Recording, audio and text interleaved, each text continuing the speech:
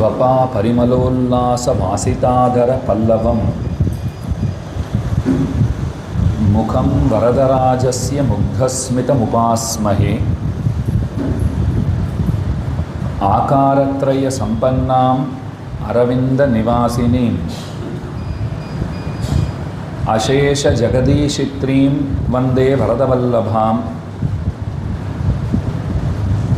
घुष्यते यस्य नगरे रङ्गयात्रा दिने दिने तमहं शिरसा वन्दे राजानं कुलशेखरम्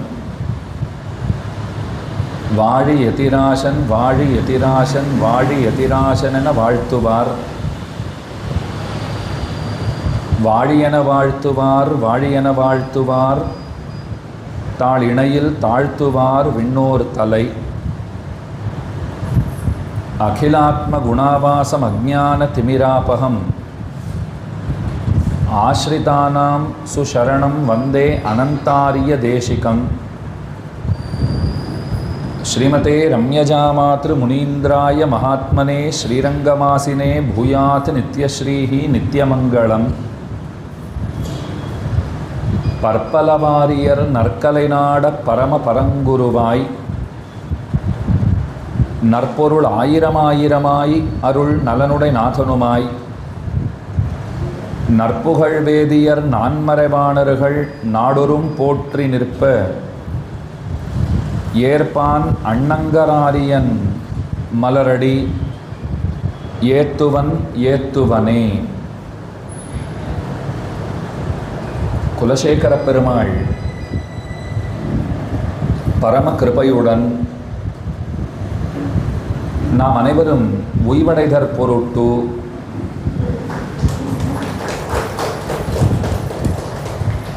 முகுந்தமாலைங்கிற கிரந்தத்தை அனுகிரகித்திருக்கிறார். அந்த கிரந்தம்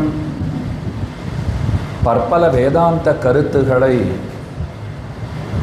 நமக்கு எளிமையாக சொல்ல வந்த கிரந்தம்.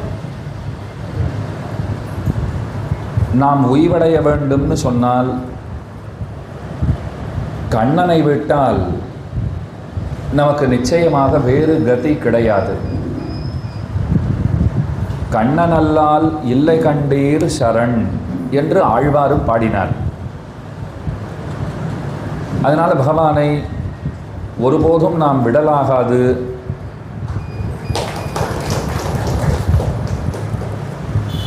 அவரிடத்திலே நாம் அன்போடு இருக்க வேண்டும். என்றைக்கு அவர் நமக்கு அனுகிரகம் செய்வாருங்கிற காத்திருப்பு அது ரொம்பவே முக்கியமானது. நாம் சாஸ்திரங்களை நன்கு கற்று அதன் பின்பு பகவானை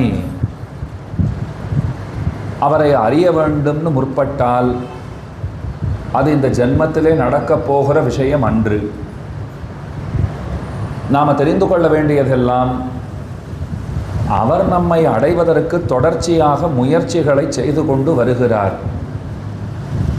நாம் பண்ண வேண்டியதெல்லாம் அவருடைய முயற்சிகளுக்கு நாம் தடையாயிருத்தல்ங்கிறது கூடாது. அதைத்தான் நாம் தெரிந்து கொள்ள வேண்டும். அதைத்தான் முகுந்தமாலையிலே குலசேகர பெருமாள் நமக்கு காட்டித் தருகிறார். இந்த சம்சாரம்ங்கிறது அது பெரிய கடலை போல இருக்கு. சம்சார சாகரம் அப்படின்னு சொல்லுகிறோம். இந்த கடலிலே விழுந்து தத்தளிப்பவர்களாக நாம் அனைவரும் இருக்கிறோம். இதிலிருந்து தப்பிக்க வேண்டும்னு சொன்னால் அதற்கு ஏதேனும் வழி இருக்கிறதான்னு கேட்கப்பட நன்ன வழி உண்டேன்னு 12வது ஸ்லோகத்தாலே சொல்லுகிறார். முதல்ல ஸ்லோகத்தை விண்ணப்பம் பண்ணுறேன்.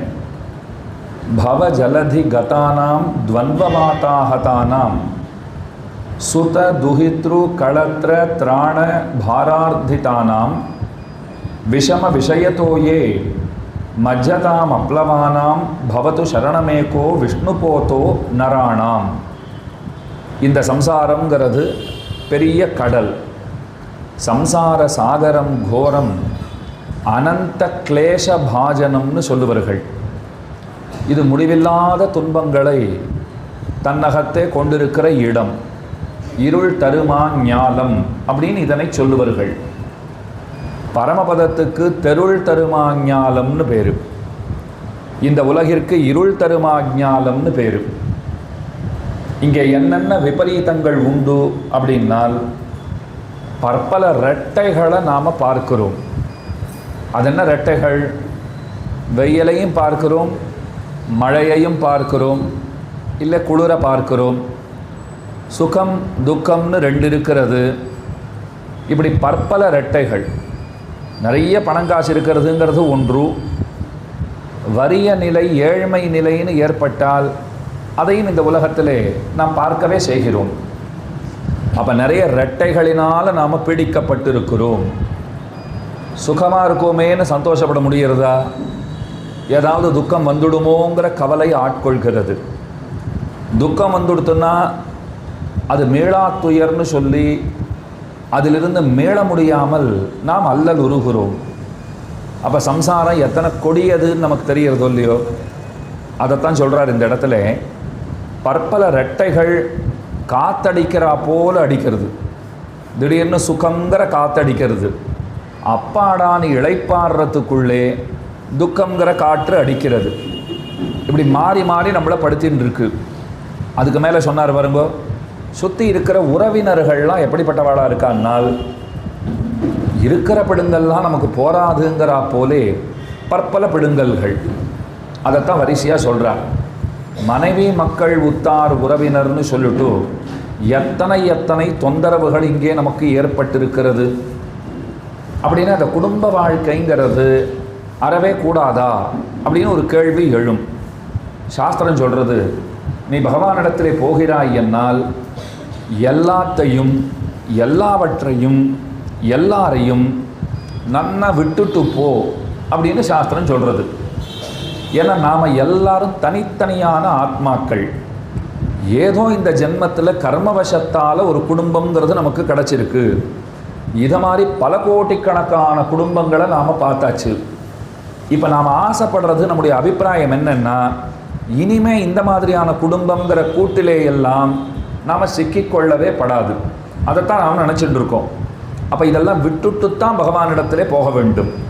பிதரம் மாதரம் தாரான் புத்திரான் பந்தூன் சகீன் குரூன் ரத்னானி தனதான்யானி க்ஷேத்ராணி ச கிருஹாணி ச சர்வ தர்மாம்ச்ச சந்தியஜ்ய சர்வகாமாம்ச்ச சாக்ஷரான் லோகவிக்ராந்த சரணவு சரணம் தே அவரஜம் விபோ அப்படின்னு ஒரு சம்ஹிதா வச்சனம். அதைத்தான் ராமானுஜர் சரணாகதி கத்தியத்தில் எடுத்து உதாகரிக்கிறார், எடுத்து சொல்லுகிறார். பிதரம் மாதரம் தாரான், அது தந்தையோ தாயோ மனைவி மக்கள் உத்தார் உறவினர் எல்லாத்தையும் விட்டுட வேண்டும். சொத்து சுகம் எதிலும் ஆசைங்கிறது கூடாது, அதை விட்டுடணும். சொல்கிறது ரொம்ப சுலபந்தான், எனக்கும் சுலபந்தான், கேட்கறது உங்களுக்கும் சுலபந்தான். ஆனால் நடைமுறையில் அனுஷ்டானத்தில் அதை கொண்டு வர முடியுமானால் கண்டிப்பாக கொண்டு வந்து தான் ஆக வேண்டும். எல்லாத்தையும் விட்டுட்டு தான் அவரிடத்துல நாம் போகணும் என்று சாஸ்திரம் சொல்கிறது. விபீஷணன் அப்படித்தானே வந்தான். பரித்யக்தா மயாலங்கா மித்ராணிச்ச தனானிச்ச, நான் எல்லாவற்றையும் விட்டேன்.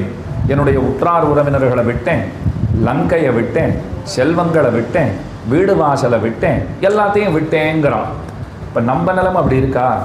ஆழ்வார் பாடுறார், கொண்ட பெண்டிரு மக்களுத்தாறு சுத்தத்தவர் பிறரும் கண்டதோடு பட்டதல்லால் காதல் மத்து யாதும் இல்லை. இந்த உறவினர்கள்லாம் நமக்கு எத்தனை பெரிய பிரச்சனைங்கிறதை அவர் திருவாய்மொழியில் ரொம்ப ஆச்சரியமாக நமக்கு எடுத்து சொல்லுகிறார். அப்போ உறவுகள் விலக்கத் தகுந்தவர்கள் அப்படின்னு நமக்கு புரிய வருகிறது. ஆனால் அதுக்கு மேலே ரொம்ப அழகாக ஒரு வார்த்தை சொன்னால், நாங்கள் எல்லா உறவுகளையும் விட்டுடுங்கோன்னு சொல்லவே இல்லை. விடத்தக்க உறவுகளைத்தான் விடணும்னு சொன்னோம். பற்றத்தகுந்த உறவுன்னா நன்னா பிடிச்சுக்கோங்கோன்னா. இப்போ நான் கேட்டேன், எது விடத்தகுந்த உறவு, எது பற்றத்தகுந்த உறவு, அதை நான் இப்போ எப்படி தெரிஞ்சுக்கிறது அப்படின்னு கேள்வி வந்தது. அதுக்கு பதில் சொன்னால், நீ உபன்யாசத்துக்கு போகிறேன்னு சொன்னால் போயிட்டு வான்னு சொல்கிற உறவாக இருந்தால் வைத்துக்கொள், நானும் வரேன்னு சொல்கிற உறவாக இருந்தால் கண்டிப்பாக வைத்துக்கொள். நீ போகாதேன்னு சொன்னால் அப்போவே விட்டுடு. எதை சுவாமி உபன்யாசத்துக்கு போகிறத விட்டுடணுமான்னு கேட்காதீங்கோ, அந்த உறவை விட்டுடணும். எந்த உறவு நாம் நல்ல காரியம் பண்ணுறதுலேருந்து நம்மை தடுக்கிறார்களோ அந்த உறவு நமக்கு ஆவசியகம் அன்று. இப்போ வீட்டில் இருக்கிறவாளுக்கும் அந்த பக்தி ஸ்ரத்தை இதெல்லாம் இருக்கா? கண்டிப்பாக அவளை விடக்கூடாது. சில பேர் வருத்தப்பட்டுப்பா, எங்கள் குடும்பத்தார் எங்கள் கூட இல்லை, எங்களை பார்க்கலைன்னா. அதுவும் பகவான் நல்லதுக்கு தான் பண்ணுறாரு தெரியுமோ. ஏன்னு சொல்கிறேன், ஒருவேளை நமக்கு இருக்கிற ஆர்வம் அவர்களுக்கு இருக்காது. இந்த பக்தியிலோ அல்லது பாகவதர்களை ஆதரிப்பதிலோ இத்தனை பெரிய ஆர்வம் இல்லைன்னா என்றைக்குமே இதில் ஆர்வம் இருக்கிறவாளுக்கும் ஆர்வம் இல்லாதவாளுக்கும் பொருந்தவே செய்யாது. அவர்களுக்கும் அது என்னமோ கொஞ்சம் அந்நியமாக இருக்கும், நமக்கு அடியோடு அந்நியமாக இருக்கும். இது பெரிய பிரச்சனை தானே. இப்போது வேடிக்கையாக ஒரு கதை சொல்லுவாள். இந்த மீன் விற்கிறவாள்லாம் கூட எடுத்துகிட்டு எங்கேயோ போனால் வியாபாரம் எல்லாம் பண்ணினா, வியாபாரம் எல்லாம் முடிஞ்சு போச்சு. சாயங்காலம் வீட்டுக்கு போயிட்டு இருக்கா. திடீர்னு இப்போ பேஞ்சா போல் நல்ல மழை வந்துடுத்து. எங்கேயாவது ஒதுங்கணுமோ இல்லையோ, யாரோ ஒரு பூக்காரம்மா வீட்டில் ஒதுங்கியிருக்கா. அங்கே போய் கூடையெல்லாம் வச்சுட்டு உட்காந்துருக்கா. அவள் மூக்கை பொத்துண்டு இந்த மீன் வியாபாரம் பண்ணுறவாள்லாம் உட்காந்துருந்தாளா. ஒருத்தர் பார்த்து கேட்டார், நீங்கள் மீன் வியாபாரம் பண்ணுறீங்கோ, இது பூ வியாபாரம் பண்ணுறவா வீடு, இங்கே நீங்கள் என்னமோ மூக்கை பொத்துட்டு உட்காந்துட்டு இருக்கீங்களேன்னா, ஐயோ அந்த நாத்தம் எங்களை என்னமோ பண்ணுது அப்படின்னு இவா சொல்லியிருக்கா. அவர்களுக்கு அது பழக்கம் இல்லையோ இல்லையோ, அவர்கள் ஏதோ மீன் வியாபாரம் பண்ணுறா, அந்த நாற்றங்கிறது அவர்களுக்கு அது ஏற்புடையதாக இருக்கிறது. ஆனால் மல்லிப்பூ வாசனைங்கிறது இவாளால் தாங்கிக்கவே முடியல. அப்படித்தான் பக்தர்களும் சம்சாரிகளும் பரஸ்பரம் அவர்களுக்கு சரியாப்பட்டு வரவே வராது. பக்தர்களை கண்டா சம்சாரிகளுக்கு ஆகாது, சம்சாரிகளை கண்டா பக்தர்களுக்கு ஆகாது. அப்போ எந்த உறவுகளை நாம் கை கொள்ளணும்னால், பக்தி செய்கிற ஒரு பரிவாரமாக இருந்தால், எல்லாம் சேர்ந்து பக்தி செய்கிறார்களா, பகவத் பாகவத ஆச்சாரிய கைங்கரியம் பண்ணுகிறார்களா, அந்த உறவுகளைத்தான் நாம் கை கொள்ள வேண்டும். அதையும் ஆழ்வாரே சொல்கிறார். நல்ல பதத்தால் மனை வாழ்வர் கொண்ட பெண்டிரு மக்களே அப்படின்னு பாடியிருக்கார். நல்லா குடும்பங்குட்டின்னு சந்தோஷமாக இருங்கோ அப்படின்னு சொல்லிட்டு அடுத்த பாட்டு சொல்கிறார், இந்த குடும்பங்குட்டியெல்லாம் ஒன்றும் பிரயோஜனம் கிடையாது, எல்லாத்தையும் விட்டுடுங்கிறார். சுவாமி, அடுத்தடுத்த பாட்டில் இந்த மாதிரி ஒரு பாம் போட்டால் நாங்கள் என்ன பண்ணுறது? ஒரு பெரிய முரணை வச்சிருக்கிறே. ஏன் அப்படின்னால், இவ்வளவுதான் விஷயம். பக்தி இருக்கிறவாளாக இருந்தால் பிடிச்சிக்கோ, பக்தி இல்லைன்னா விட்டுடு. அதனால தான் பாருங்க, ராமானுஷர் அவர் சந்நியாச ஆசிரமம் ஸ்வீகரிக்கும் போது முதலியாண்டான தவிர மீதி எல்லாரையும் விட்டேன்னார். எல்லாருக்கும் அதிசயம் ஆச்சரியம். நேரே மருமகன் இப்போ தான் சந்நியாசாசிரமமே இவர் வாங்கிக்கிறார், சன்னியாசி ஆக போகிறார். அதுக்கு முன்னாடியே மருமகனை விடமாட்டேன்னு சொல்கிறாரு. இன்னும் வந்துட்டார்னா கூட யார் யாரெல்லாம் வச்சுக்க போகிறாரோ தெரியல அப்படின்னு பயந்துட்டு இருந்தார். அப்போ ராமானுஜர் சொல்கிறார், என்னோட சகோதரி பிள்ளைன்னு நான் எனக்கு வேணும்னு கேட்கல, அவரை போல ஒரு பாகவதரை பார்க்க முடியாது, அவர் கூட இருந்தார்னால் நம்முடைய ஆன்மாவிற்கு நன்மை, அதனால் அவர் இருக்கணும்னு ஆசைப்படுறேன்னு சொன்னார். கூறத்தாழ்வான் பாருங்க, ராமானுஜருக்கு ரொம்ப வேண்டிய சீடர் தான், ஆனால் அழுதுண்டே இருப்பாராம். என்னதான் நான் வேண்டப்பட்ட சீடனாக இருந்தாலும் முதலியாண்டான கேட்டால் எங்கள் மாமா தான் ராமானுஜருங்கிறார். அதே போல் நடாதூராழ்வானை கேட்டால் எங்கள் மாமா தாங்கிறார். எம்பாரை பார்த்தா எங்கள் அண்ணா தாங்கிறார். இந்த மாதிரி அவாவா ஒரு உறவு சொல்லிக்கிறார். என்னால் சொல்லிக்க முடியலையே, ஆத்ம சம்பந்தம் இருக்குது, தேக சம்பந்தம் இல்லாத போச்சேன்னு வருத்தப்படுறார் அவர். அப்போ தேக சம்பந்தமும் முக்கியம்னு தேறுகிறதா? பக்தி இருக்கிறவாளாக இருந்தால் முக்கியம். அதனால தான் ஆண்டாள் 9ஆம் பாட்டில் திருப்பாவையில் மாமான் மகளேன்னு கூப்பிட்டுருக்கா பாருங்க, மாமா பொண்ணேன்னு எழுப்புறா. என்ன பக்தாளை போய் மாமா பொண்ணு அத்தை பையன் இதெல்லாம் சொல்லணுமா இப்போ அப்படின்னால், உறவு அங்கே ரொம்ப முக்கியமாகிறது. ஏன்னால் பக்தர்கள் உறவுக்காரர்களாக இருந்துட்டால் ரொம்ப கொண்டாடி சொல்லத்தான் சொல்லுவோம். நமக்கு பிரதம மந்திரியே உறவுக்காரர், ரொம்ப தூரத்து உறவுன்னு வச்சுக்கோங்க, விட்டு கொடுத்துருவோமா? அப்படின்னா விட்டே தரமாட்டோம். நம்ம பெண்ணுக்கு நாத்தனாருக்கு, சிறிய மாமனாருக்கு, அவருடைய பெண்ணுக்கு நாத்தனாருக்கு, ஒன்று விட்ட மைத்துனருக்கு அவர் மைத்துனர் அப்படின்னா திரும்பி சொல்ல சொன்னால் எனக்கே சொல்ல தெரியாது. அந்த உறவை சொல்லிவிட்டு எங்களுக்கு அவ்வளோ நெருக்கமான உறவு அவர்னுவோம். எங்கே திரும்ப சொல்லுங்கன்னா சொல்ல வராது, ஆனால் அவர் பெரிய பதவியில் இருக்காரோ இல்லையோ, அதனால் இந்த மாதிரி சொல்லிட்டு ரொம்ப நெருக்கம் எங்களுக்கு அப்படின்னு விடுவோம். அதே சொந்த அண்ணாவோ தம்பியோ ஏதோ கிரிமினல் கேஸில் மாட்டின்னு இருக்காருனால் அதெல்லாம் எங்களுக்கு பழக்கமே கிடையாது சுவாமி, பார்த்தே ரொம்ப வருஷம் ஆச்சு, என்ன உறவுன்னு கூட தெரியாதுன்னு விடுவோம். அப்போ ரொம்ப பெரியவராக இருந்தால் வேண்டப்பட்டவர்னு சொல்லிக்கிறோம் இல்லையா? இப்போ கூறத்தாழ்வானுக்கு என்ன கவலை தெரியுமா? இந்த மாதிரி சுற்றி வளைச்சி சொல்கிறதுக்கு கூட எனக்கு ராமானுஜரோட ஒரு உறவு இல்லை, அதுதான் எனக்கு கவலையாக இருக்குங்கிறார். அப்போ இந்த சம்சார சாகரம்ங்கிறது, அதில் நமக்கு வேண்டப்பட்ட உறவினர்களை விட்டுடுவோம், வேண்டப்படாத உறவினர்கள்னு நிறைய பேர் இருந்துருவா. நம்மளை ரொம்ப தொந்தரவு பண்ணுறவாளாக இருப்பா, நம்ம வாழறதே பிடிக்கலன்னு இருக்கிறவாளாக இருப்பா. அவளெல்லாம் என்ன பண்ணுறதுன்னா, நாம் ஒன்றும் பண்ண வேண்டாம், நாம் பகவானிடத்தில் சரணாகதியை பண்ணிவிட்டா போரும், அவர் பார்த்து கொள்வார். பார்த்து கொள்வார்னா அவளை ஒழிச்சுடுவான்னு சொல்ல வரல. நம்மளை பத்திரமா பார்த்துப்பார், அவ்வளவுதான். அப்போ இந்த இடத்துல சொல்கிறார், இங்கே பார்த்தோம்னால் சம்சார சாகரத்திலே பிள்ளை பெண்ணு மனைவி இவாளெல்லாம் காப்பாற்ற வேண்டிய அந்த பாரம்ங்கிறது இருக்கும் இல்லையோ, பொதி சுமக்கிற கழுதையாட்டம்னா ஒருத்தரும் ஓடிட்டு இருக்கா இந்த நாளில். ஏன்னா குடும்ப பாரம்ங்கிறது இருக்கிறது, அத்தனை பேரையும் ரட்சிக்க வேண்டும் அப்படிங்கிற பெரிய பொறுப்பு இருக்கிறதுனாலே அவன் ஒரு கணம் சிந்தித்து பார்க்கிறான், நான் எல்லாருக்காகவும் ஓடிட்டு இருக்கேன், எனக்குன்னு நான் எப்போ ஓட போகிறேன், என் ஆன்மாவிற்கென்று நான் எப்போது ஓடப்போகிறேன். நிறைய பேரை ஏன் காலக்ஷேபத்துக்கு உபன்யாசத்துக்கெல்லாம் வருதில்லைன்னு கேட்டால் என்ன தெரியுமா சொல்லுவா, எங்களுக்கு அதெல்லாம் போனால் ஒன்றும் புரிய மாட்டேங்கிறது சுவாமி. புரிஞ்சால் வரமாட்டோமா? சரி, புரியாத இடத்துல போய் உட்காந்தா எங்களுக்கும் தர்ம சங்கடம், உமக்கும் தர்ம சங்கடம். நான் ஒரு வார்த்தை கேட்டேன், உங்களுக்கு என்ன வயசாகுதுன்னு கேட்டேன். அவள் சொன்னால் ஒரு 65 66ன்னா. இவ்வளோ வருஷமாக வாழ்க்கையில் ஓடின்னு இருக்கீங்களே, எல்லாம் புரிஞ்சு தான் ஓடின்னு இருக்கீங்களான்னு கேட்டேன். யாருக்காக ஓடுறோம், யாருக்காக எல்லாம் சம்பாதிச்சு வைக்கிறோம், இது நமக்குன்னு சிலதை வச்சுக்கிறோம், இது பிறருக்குன்னு கொடுக்குறோம், இதில் எது நிலையானது நிச்சயமானது ஒன்றும் கிடையாது. ஆனால் ஓட்டம் இருக்கிறதா, ஓடிண்டே தானே இருக்கும். அப்போ புரியறதோ புரியலையோ வாழ்க்கை ஓடிண்டே இருக்கும் இல்லையா. புரியறதோ புரியலையோ சத்சங்கம் செய்து கொண்டே இருக்க வேண்டும், அவ்வளவுதான் விஷயம். அப்போ நல்ல விஷயங்களை கேட்கறதுல ஆர்வங்கிறது நிச்சயமாக இருக்க வேண்டும். அதுக்கு மேலே சொல்கிறார், கொடிய விஷய சுகங்களாகிய ஜலத்தில் மூழ்கியவர்களாக அனைவரும் இருக்கிறார்கள். இந்த விஷய சுகங்கிறது இருக்கே, அது ஆரம்பத்தில் ஓஹோன்னு தான் நமக்கு இருக்கும், அது போக போக அதுவும் நமக்கு துக்கத்தை தான் கொடுக்கும். இப்போ நிறைய உணவகங்களில் திறந்து வச்சுருக்கா, எந்த நேரத்துக்கு போனாலும் சாப்பாடு போடுறா. பழைய நாளெல்லாம் 9 மணி தாண்டியாச்சுன்னா எந்த ஹோட்டல்லையும் உங்களுக்கு சாப்பாடு கூட கிடைக்காது.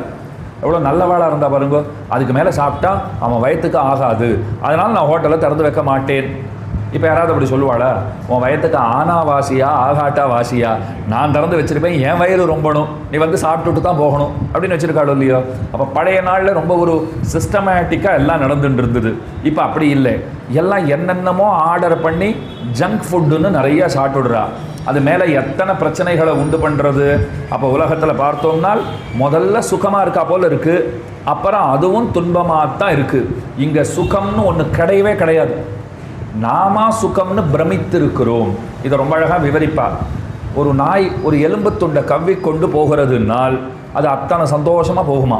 நமக்கு பெரிய எலும்பு துண்டு கிடச்சிருக்கு, இதை நல்லா கடித்து சுவைத்து நாம் சாப்பிட வேண்டும்னு அது ஆசை கொள்ளும். ஆனால் எலும்பு துண்டிலே கடிப்பதற்கோ சுவைப்பதற்கோ ஒன்றுமே இருக்காது. ஆனால் அது நாய்க்கு தெரியாது, அது நல்லா அழுத்தி கடிக்கிறது பாருங்க. அது ஈரிலெல்லாம் அந்த எலும்பு துண்டு பட்டு உராய்ந்து கீறல்களும் அதில் காயங்களும் ஏற்பட்டு அதோட சொந்த வாயிலிருந்து ரத்தம் பெருகும். ஆனால் நான் என்ன நினச்சிக்குமா தெரியுமா, இந்த எலும்பு துண்டுலேருந்து தான் ரத்தம் வர்றது போல் இருக்கு, இன்னும் வேகமாக கிடச்சா நமக்கு நிறையா ரத்தம் கிடைக்கும், பருகலாம்னு நினச்சிக்குமா. ஐயோ, அவன் கடைசி வரைக்கும் அது தன் ரத்தம் தான் அதுக்கு தெரியவே இல்லை. யாராவது மனசுக்குள்ளே இப்போ உச்சி கொட்டிருப்பீங்களோ இல்லையோ, அந்த நாய் வேறு யாரும் இல்லை, நாம் தான். அப்போ இந்த விஷய சுகங்கள், இந்த உலகத்தில் எதெல்லாம் சுகம்னு நாம் நினச்சிட்டு இருக்கோமோ, கடைசியில் சுகம்னெல்லாம் ஒன்றும் கிடையவே கிடையாது, எல்லாம் துக்கம்தான். அது எலும்பு துண்டில் ரத்தம் இருக்குன்னு நாய் நினச்சிட்டு இருக்கா போலே, இந்த துக்கமே சுகம்னு நினச்சிட்டு நாம் வாழ்ந்து கொண்டு இருக்கிறோம் அப்படிங்கிறத சொல்லிட்டார்.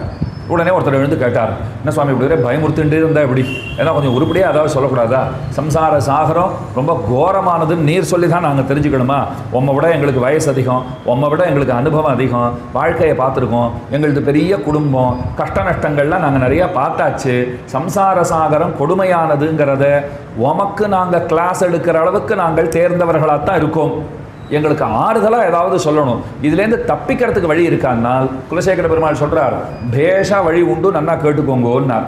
ஒரே ஒரு ஓடம்தான் உண்டு, அந்த ஓடத்தை பிடிச்சுட்டோம்னால் தப்பித்தவர்களாக ஆகிறோம்.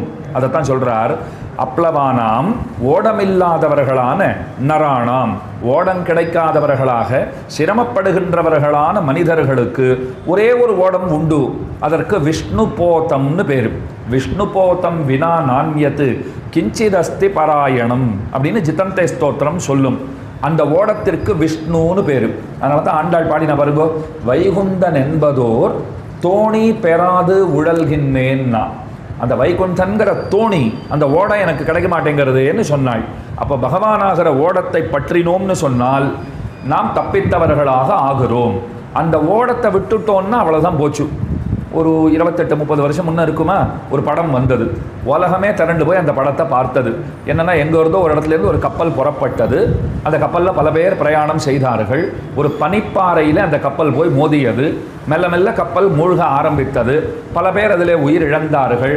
அப்போ கடைசியில் பாருங்க, அந்த ஓடத்தை எடுத்துகிட்டு கையில் ஒரு டார்ச் லைட் எடுத்துகிட்டு சில பேர் வருவா. யாராவது இருக்கிறீர்களா, யாருக்காவது உதவி தேவைப்படுறதா? அதை இன்னைக்கு பார்த்தாலும் எனக்கு என்ன தெரியுமா தோன்றும், இப்படித்தான் பகவானும் வருகிறார். இந்த சம்சாரத்திலேருந்து உங்களை காப்பாற்றுறதுக்குன்னு நான் வந்திருக்கேன். என்னை பிடிச்சிட்டா நீங்கள் பழச்சிக்கலாம், இல்லைன்னா தப்பிக்கிறதுக்கு வேறு வழியே கிடையாது. இங்கே எத்தனை முதலைகள் நம்மை காத்திருக்கின்றன தெரியுமா? இதைத்தான் ஆழ்வார்களும் பாடுறார், வேதாந்த தேசிகனும் பாடுறார். ஏதோ ஒரு முதலை ஒரு யானையினுடைய காலை கவ்வியதுக்கே நீ ஓடி வந்துட்டே. இங்கே என்னை எத்தனை முதலைகள் ஒரு பக்கமும் பிடிச்சு இழுத்துட்டே இருக்கு, வரப்போகிறது இல்லையா, நீ வரமாட்டாயா அப்படின்னு கேட்கிறார். அப்போ 12வது ஸ்லோகத்தாலே அந்த ஓடத்தை விட்டால் நமக்கு வேற கதி இல்லை அப்படிங்கிறத நமக்கு நன்கு எடுத்து சொல்லுகிறார். அதுக்கு மேலே சொல்கிற வார்த்தை பாருங்கோ, பிறவிக்கடலை எப்படி கடப்பது, அதுக்கு பதில் சொல்கிறார். பவஜலதிம் அகாதம் துஸ்தரம் நிஸ்தரேயம் கதமஹமிதி சேதோ மாஸ்மகாஹ காதரத்வம் சரசிஜ திருஷிதேவே தாவகி பக்திரேகா நரகபிதி நிஷண்ணா தாரயிஷ்யத்தி அவசியம் அப்படின்னு சொல்கிறார். ஹே மனமே, தன்னுடைய மனசை பார்த்து சொல்கிறார், இது ஆழமான கடல், கடக்கவரிதான கடல், பிறவிக்கடல். ஜனன மரண பரம்பரைன்னு சொல்லுவார்கள். ஜன்ம மரண பரம்பரைங்கிறது கடக்க முடியாதான் இருக்கு. 84 லாக் யோனியாங்கிறார். 84 லட்சம் வகை யோனிகள். அதில் எத்தனை பிறவி இருக்குது பாருங்க. ஒன்றுல ஒரு பாம்புன்னு எடுத்துட்டா அதில் ஆயிரக்கணக்கான வகை இருக்குங்கிறா. ஒரு பூச்சின்னு எடுத்துட்டா ஆயிரக்கணக்கான வகைன்னு சொல்கிறா. சில சந்தர்ப்பங்களில் நம்ம பக்கத்தில் வந்து ஏதாவது ஒரு பூச்சி உட்காரும். நான் என்ன தெரியுமா நினச்சேன், இதுக்கெல்லாம் பேர் இருக்குமான்னு கூட தெரியாது. யாராவது இதுக்கு பேர் வச்சிருக்காளா? இந்த மாதிரி பூச்சியை பார்த்து இதுக்கு இந்த பெயர், இதன் தன்மை இது அப்படின்னு கண்டறிந்தவர் யாராவது உண்டா? கண்ணுக்கு தெரியாத சின்ன சின்ன கிருமிகளாக எத்தனை உயிரினங்கள் இருக்குது. அதிலெல்லாம் போயிட்டு தான் நாம் திரும்ப வந்துட்டு இருக்கோம். திரும்பவும் போகக்கூடாதுங்கிறது தான் நம்முடைய அபிப்பிராயமாக இருக்குது. அதை தான் சொல்கிறார், ஆழமானது, கடக்க முடியாதது பிறவிக்கடல். அதை எப்படி கடப்பேன் என்று நீ கவலை கொள்ள தேவையில்லை. நீ பயப்படாத. என்ன சுவாமி பயப்படாத, என்ன பயமா இருக்கே இப்போ? ஏன்னா 3 லட்சம் பிறவிகளுக்கு ஒரு முறை தான் மனித பிறவி உண்டுன்னு ஒரு குறிப்பு சொல்றது. அப்படின்னா இதை விட்டுட்டோம்னா இன்னும் 3 லட்சம் பிறவிகள் காத்திருக்கணும்னு சொல்றாளே, இதெல்லாம் எங்களுக்கு தெரியாது சுவாமி. இப்போ நீர் சொல்லி தான் தெரியும், இன்னும் பயம் அதிகமாக போச்சுன்னு நீங்கள் சொல்லலாம் இல்லையா? இந்த மாதிரி 3 லட்சம் பிறவிக்கு ஒரு தடவை தான் மனித பிறவிங்கிற குறிப்பெல்லாம் நாங்கள் கேள்விப்படலை. அப்படி வேற ஒன்று இருக்கா இப்போ? ரொம்ப பயமா இருக்கே அப்படின்னால் ஆழ்வார் சொல்றார், பயமே வேண்டாம். தாமரை கண்ணன் இருக்காரோ இல்லையோ, அவர் நரகனை அழித்தவர், நரகாசுரனை அழித்தவராக இருக்கிறார். அவனிடத்துல நீ பக்தி செய்து வருவாயே ஆகில், அவனையே எப்போதும் நினைத்து கொண்டு வந்தாயே ஆகில், அந்த நினைவே உன்னை இந்த பிறவிக்கடலை கடக்கும்படி செய்துவிடும். அப்படின்னா நாம் செய்ய வேண்டியது என்ன? எப்போதும் அவரை நினைத்து கொண்டு இருக்க வேண்டும். உடனே ஒருத்தர் கேட்டார், சுவாமி பகவான் தான் ஓடம்னு சொன்னீரே, அந்த ஓடத்தை நாம் போய் எங்கே போய் பிடிக்கலாம்? எந்த ஸ்டேஷனில் அது நிற்கிறது, இல்லை எந்த போர்ட்டில் அது நிற்கிறது சொன்னால் போய் பிடிக்கிறதுக்கு நாங்கள் தயாராக இருக்கோம்னால், அதுக்கு ஆழ்வார் பதில் சொல்கிறார். 14வது ஸ்லோகத்தால் சொல்கிறார், அந்த ஓடத்தையும் அவங்ககிட்டயே தான் நாம் கேட்கணும். இங்கே ஓடமாக இருக்கிறதும் அவர் தான், நம்ம கொண்டு போய் இலக்கில் கொண்டு விடுறவராக இருக்கிறவர் தான் அவர் தான். இதை என்ன புரிஞ்சுக்கணும்? சேத்துன்னு பெருமானுக்கு திருநாமம். சாஸ்திரமே அப்படித்தான் அவரை கொண்டாடுறது. பெருமானுக்கு சேத்து, பாலம்னு பேர். அவரே பாலமாக இருக்கார். சம்சார சாகரத்தை கடப்பதற்கு உதவி புரியக்கூடிய பாலமும் அவர் தான். சரி, அவர் பாலமாக இருக்கார். இதை கடந்து நீ யார் அடைய போறேன்னா அவரையே தான் அடைய போகிறேன். அப்போ பாலமாகவும் அவர் தான் இருக்கார், இலக்காவும் அவராக தான் இருக்கார். அதைத்தான் 14வது ஸ்லோகத்தால் சொல்கிறார். ஹே பரந்தாமனே, பகவானை பார்த்து அழைக்கிறார். இந்த உலகத்தில் இருக்கிறவர்கள் அவர்கள் எப்படிப்பட்டவர்களாக இருக்கிறார்கள்னா ரொம்ப பேராசை பிடித்தவர்களாக இருக்கிறார்கள். சம்சாரம் இருக்கே, அது பெரிய கடல். அந்த கடலில் ஆசை தான் தண்ணீராக இருக்கிறது. ரொம்ப அழகான விஷயம் சொல்லியிருக்காரு பாருங்க. ஆசை தான் இந்த சம்சார சாகரத்தில் இருக்கிற பெரிய தண்ணீராக இருக்கிறது. ஆஷா துக்கஸ்ய காரணம். எல்லாத்துக்கும் மூல காரணமாக இருப்பது எதுனால் அந்த ஆசைதான் மூல காரணமாக விளங்குகிறது. ஆசையை ஒழிப்பது எங்கனம். அது தெரிஞ்சுக்கணும்னு ஆசை வரதோ இல்லையோ, அந்த ஆசையாவது வரணும். இந்த ஆசை இப்போ ரொம்ப வேணும் சுவாமி, ஆசையை விடுறது எப்படின்னு ஆசைப்படலாமான்னு ஒருத்தர் கேட்டார். அது கண்டிப்பாக ஆசைப்பட்டு தான் ஆகணும். அப்போ சம்சாரம்ங்கிறது ஆசைங்கிற தண்ணீர் நிரம்பிய ஒரு இடமா இருக்குது. அதனால தான் பிரகலாதன் பகவான் இடத்துல கேட்டான், உங்கள் அப்பாவை உன் கண்ணு முன்னே நான் கொன்னுட்டேன். பகவான் கேட்குறான், முதல்ல உங்கள் அப்பாவை கண்ணு முன்னே கொன்னுட்டேன், உனக்கு மனசில் கொஞ்சம் வேதனை இருக்கக்கூடும், ஏதாவது வரம் வேணும்னா கேளு. அவன் தெளிவாக சொல்லிட்டான், எனக்கு எந்த வரமும் வேண்டாம், நீ எது கஷ்டப்படுற, நான் எதுவும் கேட்குறதா இல்லை அப்படின்னு சொல்லிட்டான். இல்லை இல்லை நீ கேட்டு தான் ஆகணும்னார் பெருமாள். அப்போ அழகாக சொன்னார் பாருங்க, நம்மளையெல்லாம் காண்பிச்சார் பிரகலாதன்.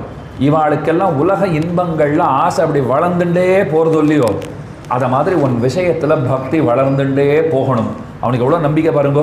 நம்ம ஆசை ஒரு நாளும் ஒரு இடத்துல அது மட்டுப்பட்டு கட்டுப்பட்டு நிற்க போகிறது இல்லைன்னு நன்னா தெரிஞ்சுட்டு இருக்கான். இவர்களோட ஆசை எப்படியும் ஒரு இடத்துல நிற்க போகிறது இல்லை, வளர்ந்துட்டே தான் போக போகிறது. அதை போல உன் விஷயத்தில் பக்தி எனக்கு வளர்ந்து கொண்டே போக வேண்டும் அப்படின்னு அவன் பிரார்த்தித்தான்.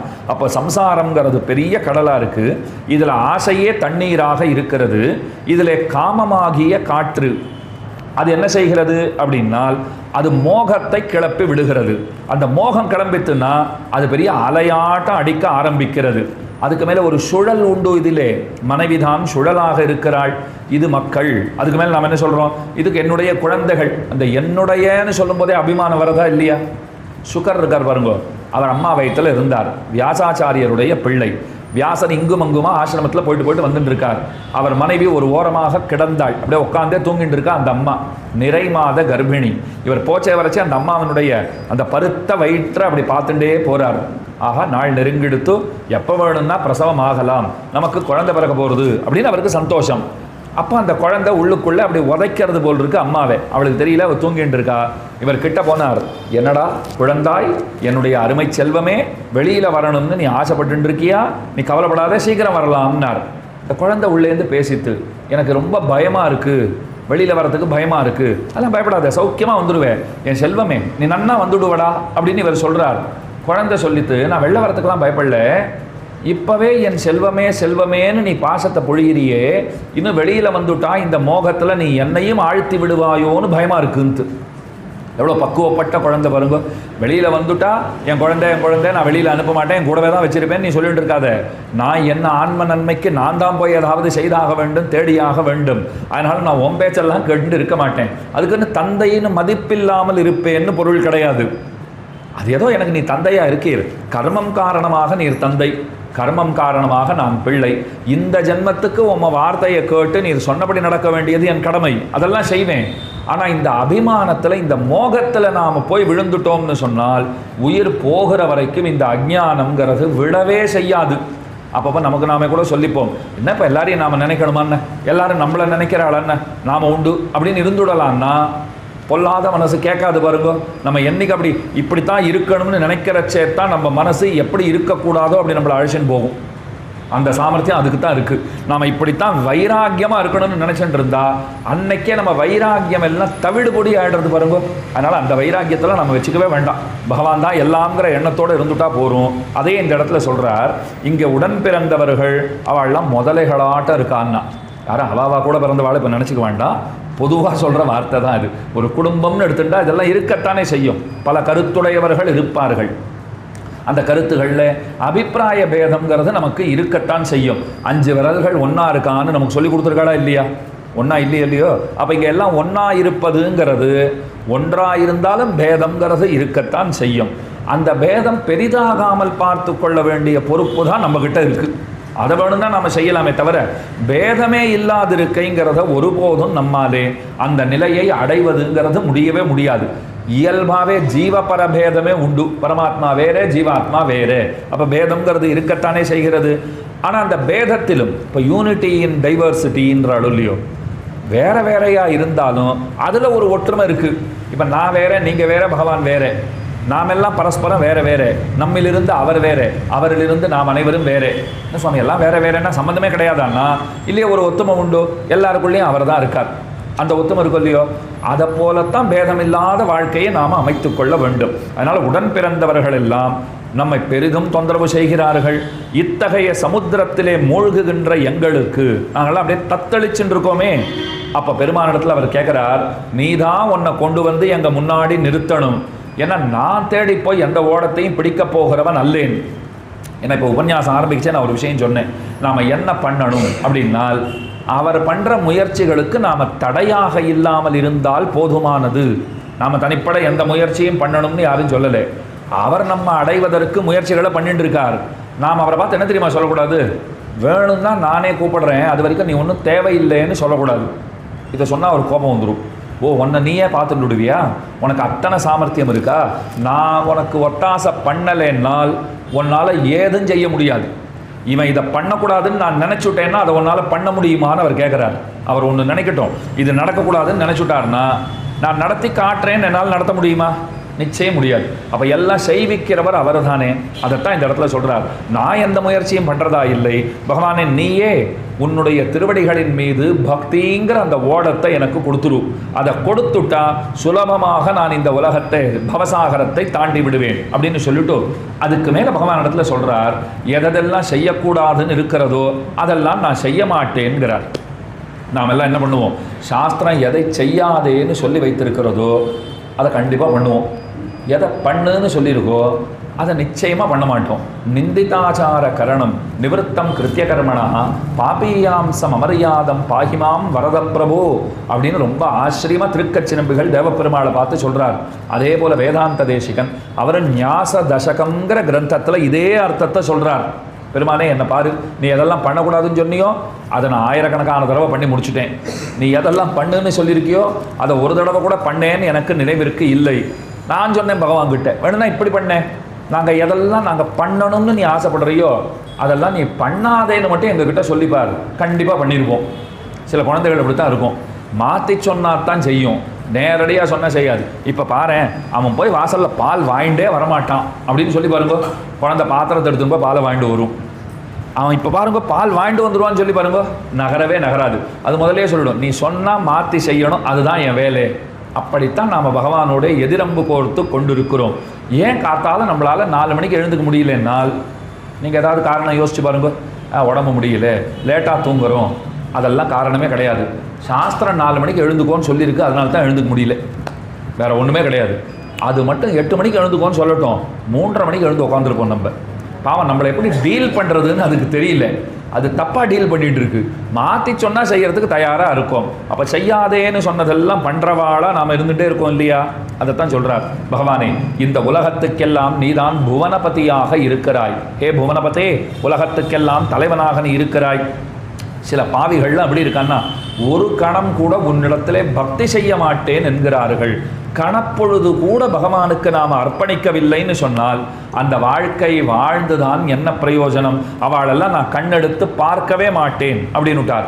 உன்னுடைய கதைகளை தவிர வேற எதையும் நான் கேட்பவனாகவும் ஆக மாட்டேன், வேற எதையும் நான் பேச மாட்டேன். மச்சித்தாக மத்கத பிராணாக போதயந்தகா பரஸ்பரம். கீதையில் சொல்கிறார் பாருங்க, மச்சித்தாக, என்னிடத்திலே வைக்கப்பட்ட சித்தத்தை உடையவர்கள், என்னையே பிராணனாக கொண்டவர்கள். போதயந்த பரஸ்பரம், அவள் என்ன பண்ணுவான்னா பரஸ்பரம் சந்திச்சுண்டான்னா என்னை பற்றி தான் பேசிட்டு இருப்பா, வேற எதை பற்றியும் அவர்கள் பேச மாட்டார்கள். கதையந்தச்ச மாம் நித்தியம் துஷ்யந்திச்ச ரமந்திச்ச. பேசுகிறவருக்கு ஆனந்தம், அவர் ஆனந்தப்படுறார். சொல்கிறவருக்கு ஆனந்தம் போல கேட்பவர்களுக்கு ஆனந்தம், அவர்களும் ஆனந்தப்படுகிறார்கள். ஆனந்தத்தை தவிர அவளுக்கு வேறு எதுவுமே தெரியாது. அதனாலே பெருமாளிடத்தில் பக்தி இருக்கிறவர்கள் அவன் கதைகளை தவிர மற்றொன்றை அவர்கள் கேட்க மாட்டார்கள். மற்றெதுவும் அவர்களுக்கு ரசிக்காது, ருச்சிக்காது. அதை சொல்லிட்டார். உன்னை மனத்தால் வெறுப்பவர்களை என் மனத்தாலும் நினைக்க மாட்டேன். மனசால வெறுக்கிறவான்னு பல பேர் இருப்பாள் இல்லையோ, அவளை என் மனசாலையும் நினைக்க மாட்டேன். இதில் ஒரு சூக்ஷ்மம் இருக்குது. சில பேர் மனசால வெறுப்பா, நிஜமாவே மனசால வெறுத்துருவா. பல பேர் எப்படி தெரியுமா இருப்பா, வெறும் வாய் வார்த்தைக்கு மட்டும் வெறுத்துட்டு இருப்பா, மனசுக்குள்ள ஆகச்சிறந்த பக்திமானா இருப்பா. உலகத்தில் இருக்கிற பாதி நாஸ்திகர்கள் அப்படித்தான். வெளியில் சொல்லச்சே தெய்வம் இல்லை தெய்வம் இல்லைன்னு சொல்லிட்டு இருப்பா, உள்ளுக்குள்ள முட்டா பசங்களாக நன்னா தெய்வம் உண்டு, நான் நன்னா பரிபூர்ணமாக நம்புறேன்னு கொள்கை வச்சுட்டு இருப்பா. ஏன் சுவாமி வெளியில் பேச மாட்டேன் என்கிறீர்னால், இதை இன்னைக்கு இல்லை 800 வருஷங்களுக்கு முன்ன பிளலோகாச்சாரியர் சாதித்திருக்கிறார். அவர் சொல்றார், நாஸ்திகர்களும் கூட பெருமானுடைய திருநாமத்தை கொண்டு தங்கள் காரியத்தை சாதித்து கொள்ளலாம்னு எழுதி வச்சிருக்கார். எவ்வளோ பெரிய தீர்க்கதரிசின்னு பாருங்க. இன்னைக்கு நேற்றுக்கு இல்லை 850 வருஷத்துக்கு முன்னே எழுதி வச்சிருக்கார். அதில் என்ன தெரியுமா சொல்ல வர்றார்? ஒரு நாஸ்திகன், அவனுக்கு ஏதோ கஷ்டம் வந்துடுத்து, கஷ்டத்தை தீர்த்து கொள்ள வேண்டும்.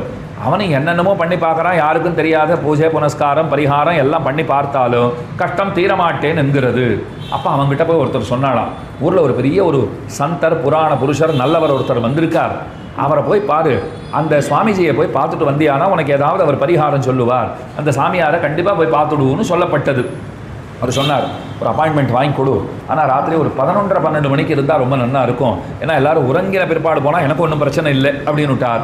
அப்படியே ஆகட்டும். ஒரு பெரிய பிரமுகர் இவர் வராருன்னா, அவர் இதெல்லாம் 800 வருஷம் முன்னே எழுதி வச்ச சமாச்சாரம். நீங்கள் ஏதோ சமீப காலத்தில் யாரையோ நினச்சிட்டு எதையோ நினச்சிட்டு குழப்பிக்கவே கூடாது.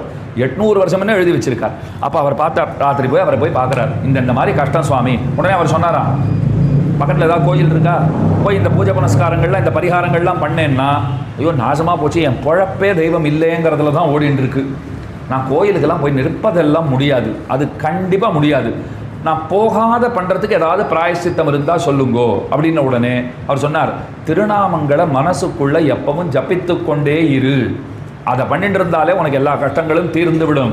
சுவாமி ரொம்ப சுலபமாக இருக்கே, இப்போது மனசுக்குள்ளேயே சொல்லிட்டு இருந்தால் நான் சொல்லிட்டு இருக்கேன்னு ஒருத்தருக்கும் தெரிய போகிறது இல்லை. நான் வெளியில் இந்த தெய்வம் இல்லை இந்த கோஷம் எல்லாம் போட்டுட்டு இருந்தா அது என்ன பண்ணிட்டு இருக்கோ பண்ணிட்டு, ஆனால் உள்ளுக்குள்ளே அப்படி நினையாதே.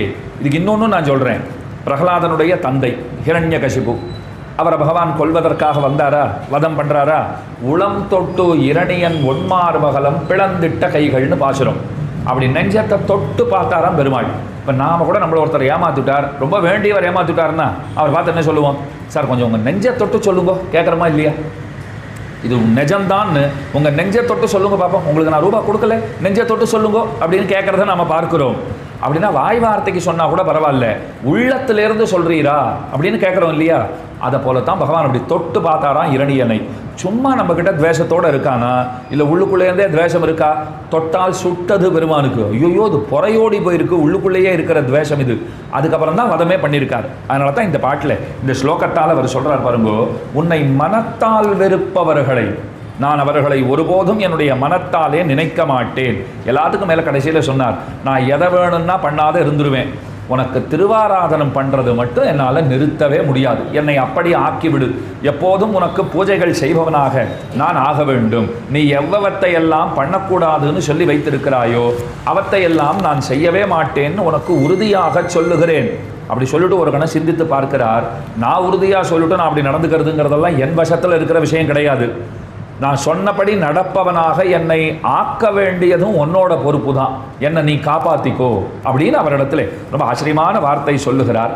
அப்படி 15வது ஸ்லோகத்தாலே பெருமானிடத்திலே அவர் சொல்லுகிற வார்த்தை, எப்போதும் பூஜை செய்வேன் பெருமானே உனக்கு, உன்னை ஒரு கணப்பொழுதும் மறவாதவனாக ஆக வேண்டும். அதுக்கு அடுத்த ஸ்லோகம் ரொம்ப கம்பீரமான ஸ்லோகம். உடல் உறுப்புகள் இருக்கும் இல்லையோ, அந்த ஓரொரு உறுப்பும் என்னென்ன செய்ய வேண்டுங்கிறத வரிசையாக சொல்லுகிறார். நன்னா நாக்க கொடுத்துருக்கார் பெருமாள். ஆமாம் சுவாமி, அறுசுவை உணவு உண்டியே உடையே உகந்து ஓடுபவர்கள், நல்லா சாப்பிட்றதுக்கு தான் நமக்கு வாயை கொடுத்துருக்காருன்னு நாம் நினச்சிட்டு இருந்தோம்னால் தப்பாக புரிஞ்சுட்டு இருக்கோம்னு அர்த்தம். அதைத்தான் ஸ்லோகத்தால் சொல்கிறார், ஜிஹ்வே கீர்த்தய கேசவம், நாம் எப்போதும் கேசவனைத்தான் கொண்டாடணும். பகவானுக்கு ஏன் கேசவன்னு பேர் தெரியுமா, நம்முடைய துன்பங்களெல்லாம் போக்கி கொடுக்கிறார் கேசவன். கெடும் இடர் ஆயவெல்லாம் கேசவாவென்ன நாளும் கொடுவினை செய்யும் கூத்தின் தமர்களும் குறுககில்லார்னு பாசுரம்.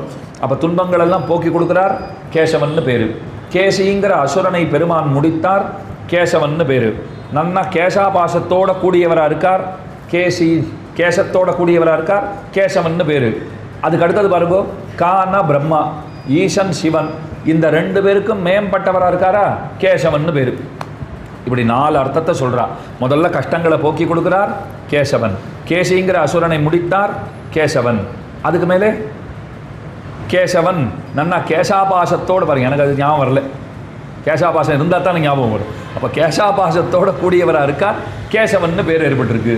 கடைசியில் என்ன சொன்னார், பிரமனுக்கும் ஈசனுக்கும் எவன் தலைவனாக இருக்கிறானோ அவன் கேசவன். அப்போ நாக்கொண்டு அந்த கேசவனைத்தான் நாம் பாடிண்டே இருக்கணும் அப்படின்னு சொல்லிட்டார். அதுக்கு அடுத்தது சொல்கிறார், மனசே நீ எப்போதும் முராரியை பஜனம் பண்ணு, முரனை அழித்தவனையே எப்போதும் கொண்டாடி கொண்டிரு. கைகளே நீங்கள் ஸ்ரீதரனை எப்போதும் அர்ச்சனை செய்யுங்கோள், கையில் எடுத்துட்டு அவருக்கு அர்ச்சனை பண்ணிகிட்டே இருக்கணும். காதுகளே நீங்கள் அச்சுதனுடைய கதைகளை எப்போதும் கேட்டுக்கொண்டிருங்கள். கண்களே கண்ணனை தவிர வேற யாரையும் பார்க்காதீர்கள். கால்களே பெருமானுடைய ஆலயத்திற்கு ஓடி ஓடி செல்லுங்கள். உடனே மூக்கு கேட்டுதான், எல்லாத்துக்கும் சொன்னீரே எனக்கு ஏதாவது சொல்ல வேண்டாமான்னு கேட்டிருக்கார். உடனே மூக்கை பார்த்து சொல்றார், நீ பெருமானுடைய திருவடிகளிலே இருக்கின்ற துளசி இருக்கிறதே, அந்த துளசியை அனவரதமும் நீ நன்கு அதை கிராணம் பண்ணின்று நன்னா அதை நீ மோந்து பார்த்து கொண்டிரு அப்படின்னு சொல்லிட்டார். அதற்கு மேலே சொல்றார், தலையே விஷ்ணுவை வணங்குவாயாக. இந்த தலையை கொண்டு போய் அவரிடத்திலே நாம் பொருந்தச் செய்தோம், அவர் திருவடிகளிலே வைத்தோம்னு சொன்னால் நம்மை பரிபூரணமாக அவரிடத்திலே ஒப்படைத்திருக்கிறோங்கிறது பொருளாகும். அதைத்தான் சொல்லுகிறார். ஓரொரு உறுப்பும் பகவத் விஷயத்திலே ஆட்பட்டிருக்க வேண்டும் அப்படிங்கிறத சொல்லிக்கொண்டு அதுக்கு மேலே இந்த பிறவி பிணிங்கிறது இருக்கே, இதற்கு மேலான மருந்தாக இருக்கிறவர் கண்ணன் தான்ங்கிறார். மருந்தும் அவன்தான், மருத்துவனும் அவன்தான். மருத்துவனாய் நின்ன மாமணி வண்ணான்னு பாசுரம். சஹஸ்ரநாமத்தில் என்ன சொல்றோம்? பேஷஜம் பிஷக்குங்கிறோம். பேஷஜம் மருந்து அவர் தான், பிஷக்கு மருத்துவரும் அவர் தான். அதைத்தான் இந்த ஸ்லோகத்தால் சொல்றார். மக்களே நன்னா கேட்டுக்கோங்க. பிறப்பு இறப்புங்கிற இந்த நோய் இருக்கு பாருங்க, இந்த நோய்க்கு யாக்ஞவல்கியர் போன்ற பல மகரிஷிகள் உயர்ந்த மருந்தை சொல்லி இருக்கிறார்கள். என்ன மருந்து தெரியுமா? நமக்குள்ள அந்தர்யாமின்னு ஒருத்தர் இருக்கார். அப்படியா சுவாமி? இருக்காரா? எத்தனை நாளாக இருக்கார்? என்னைக்கு வந்தார்? என்னைக்கு வரைக்கும் இருப்பார்? எப்போ போவார்? அவருக்கு நான் ஏதாவது விசேஷமாக வசதியெல்லாம் பண்ணி கொடுக்கணுமான்னா ஒன்றும் நீங்கள் பண்ணித்தரலைன்னாலும் அவர் இருப்பார். நமக்குள்ளேயே தான் இருக்க போகிறார். அந்தர் பகிஷ்ச தத் சர்வம் வியாபிய நாராயணஸ்திதா என்று சொல்லுவார்கள். உள்ளும் புறமும் நீக்கமர நிறைந்திருப்பவனான பெருமான் அந்த அந்தர்யாமி உள்ளுக்குள்ளேயே இருக்காரோ இல்லையோ, அவர் தான் கண்ணன். அவர் யாருன்னு தெரிஞ்சுக்கணும்னா கண்ணன் தான் அவர்.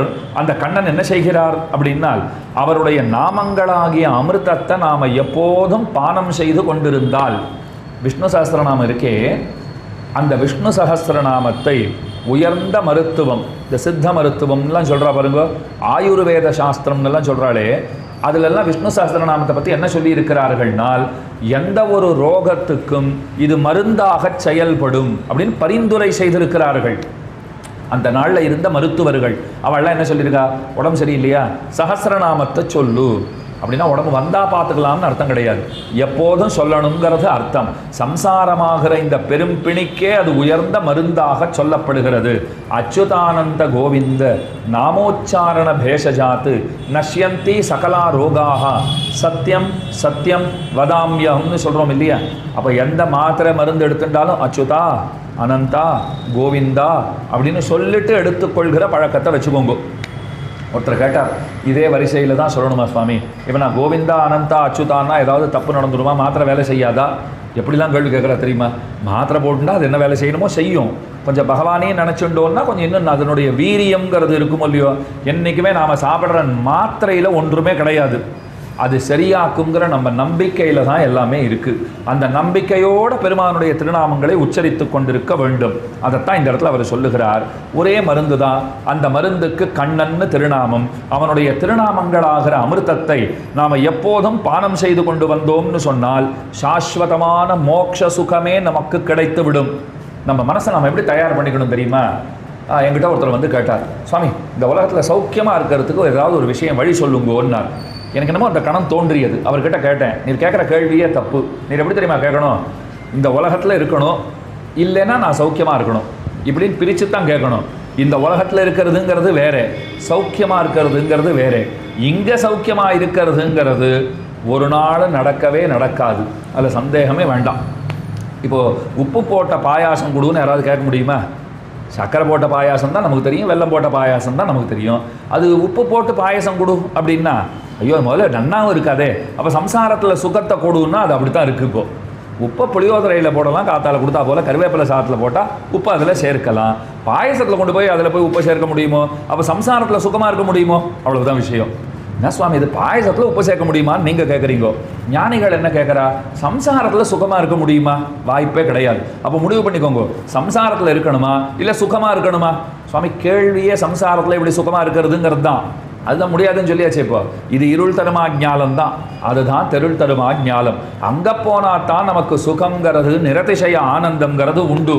அப்போ இங்கே இருக்கிறவாளுக்குன்னா எப்போ அங்கே போவோங்கிற எதிர்பார்ப்பில் ஒரு சுகம் இருக்குது பாருங்கோ, அந்த சுகம் ஒன்று தான் இங்கே விஞ்சி இருக்கிறது.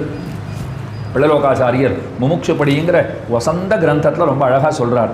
இருக்கும் நாள் உகந்தருளின நிலங்களிலே பிரபணனாய் குணானுபவ கைங்கரியங்களே பொதுபோக்காக இங்கிறார். கொஞ்சம் கவனமாக எடுக்க ரொம்ப வசதியான அர்த்தம் சொல்கிறார். நாமெல்லாம் சமாஸ்ரிதர்கள். ஸ்ரீ வைஷ்ணவ சம்பிரதாயத்திலே அந்த திருவிலச்சினைன்னு பெறுகிறோம். ஒரு குரு என்ன பண்ணுறார்? பஞ்ச சம்ஸ்காரத்தை நமக்கு பண்ணி வைக்கிறார். வைணவ மதத்தில் என்ன நம்புகிறோம்னு சொன்னால், அப்படி ஒரு ஆச்சாரிய சம்பந்தம் நமக்கு கிடைத்து விட்டதென்றால் உறுதியாக மோட்சம் உண்டு அப்படின்னு நம்புகிறோம். அதை பகவான் நமக்கு நிச்சயமாக தந்தருள்வான். இப்போ கேள்வி என்ன தெரியுமா? கண்டிப்பாக மோட்சம் உண்டுன்னு தெரிஞ்சு போச்சு, நான் இருக்கிற வரைக்கும் நான் என்ன பண்ணுறதுன்னு கேள்வி. அது வரைக்கும் இருந்து தான் ஆகணும். இப்போ என்னைக்கு அழிச்சின்னு போகிறாரோ அன்றைக்கி வைகுண்டத்துக்கு அழிச்சின்னு போகிறார் பெருமாள். இருக்கிற வரைக்கும் நான் என்ன பண்ணட்டும்? அதான் மோட்சம் தான் உறுதின்னு சொல்லிட்டாரோ இல்லையோ. அந்த ஏசியை போடு, அந்த டிவி சுவிட்சஸ்லாம் ஆன் பண்ணு, நான் கையில் ரிமோட்டை கொண்டு வா, நான் என்ன டிவி பார்த்துட்டு இருக்கேன், படம் பார்த்துட்டு இருக்கேன், ஊராக சுற்றுறேன், சுவிட்சர்லாண்டு உண்டா ஜெர்மனி உண்டான்னு சுற்றி பார்த்துட்டு வரேன், அப்படி பொழுத கழிக்கலாமான்னால் அந்த மாதிரிலாம் பொழுத கழிக்கணும்னு யாரும் சொல்லவே இல்லை. அப்போ செய்ய வேண்டியது, இருக்கும் நாள் உகந்தருளின நிலங்களிலே பிரவணனாய். திவ்ய தேசங்களில் நமக்கு பிராவண்யம்ங்கிறது ரொம்ப முக்கியம். உங்களுக்கு எது திவ்ய தேசங்கிறதையும் சொல்கிறேன். எங்கே பக்தர்கள் இருக்கிறார்களோ அவ்விடம்தான் திவ்ய தேசம். வேதாந்த தேசிகன் சாதிக்கிறார், பக்தர்கள் இல்லைன்னா என்ன பெரிய காஞ்சி, என்ன பெரிய காசி, என்ன பெரிய ஸ்ரீரங்கம். பக்தர்கள் இருந்தால் தான் அந்த திவ்ய தேசங்களுக்கே பெருமை. பக்தர்கள் இல்லைன்னா எந்த திவ்ய தேசத்துக்கும் ஒரு பெருமையும் கிடையாது. அப்போ இத்தனை பக்தர்கள் இருந்தால் சேலமே திவ்ய தேசம்தான். உங்களுக்கு ஒரு கதை சொல்கிறேன். விஸ்வாமித்திரரிடத்திலே ஒருவன் கல்வி பயின்று வந்தான். அவன் விஸ்வாமித்திரர்கிட்ட படிப்பை முடித்த உடனே உமக்கு என்ன நான் குருதட்சிணையாக தரட்டும்னு கேட்டான். அவர் ஏதோ கிடைக்கவரிய ஒரு குதிரையை கூட்டமாக கேட்டார். அவர் நிறத்தை எல்லாம் சொல்லிட்டார். குதிரை காது இப்படி இருக்கணும், குதிரை உடம்பு இப்படி இருக்கணும். அது கிடைக்கவே கிடைக்காதுன்னு வச்சுக்கோங்க.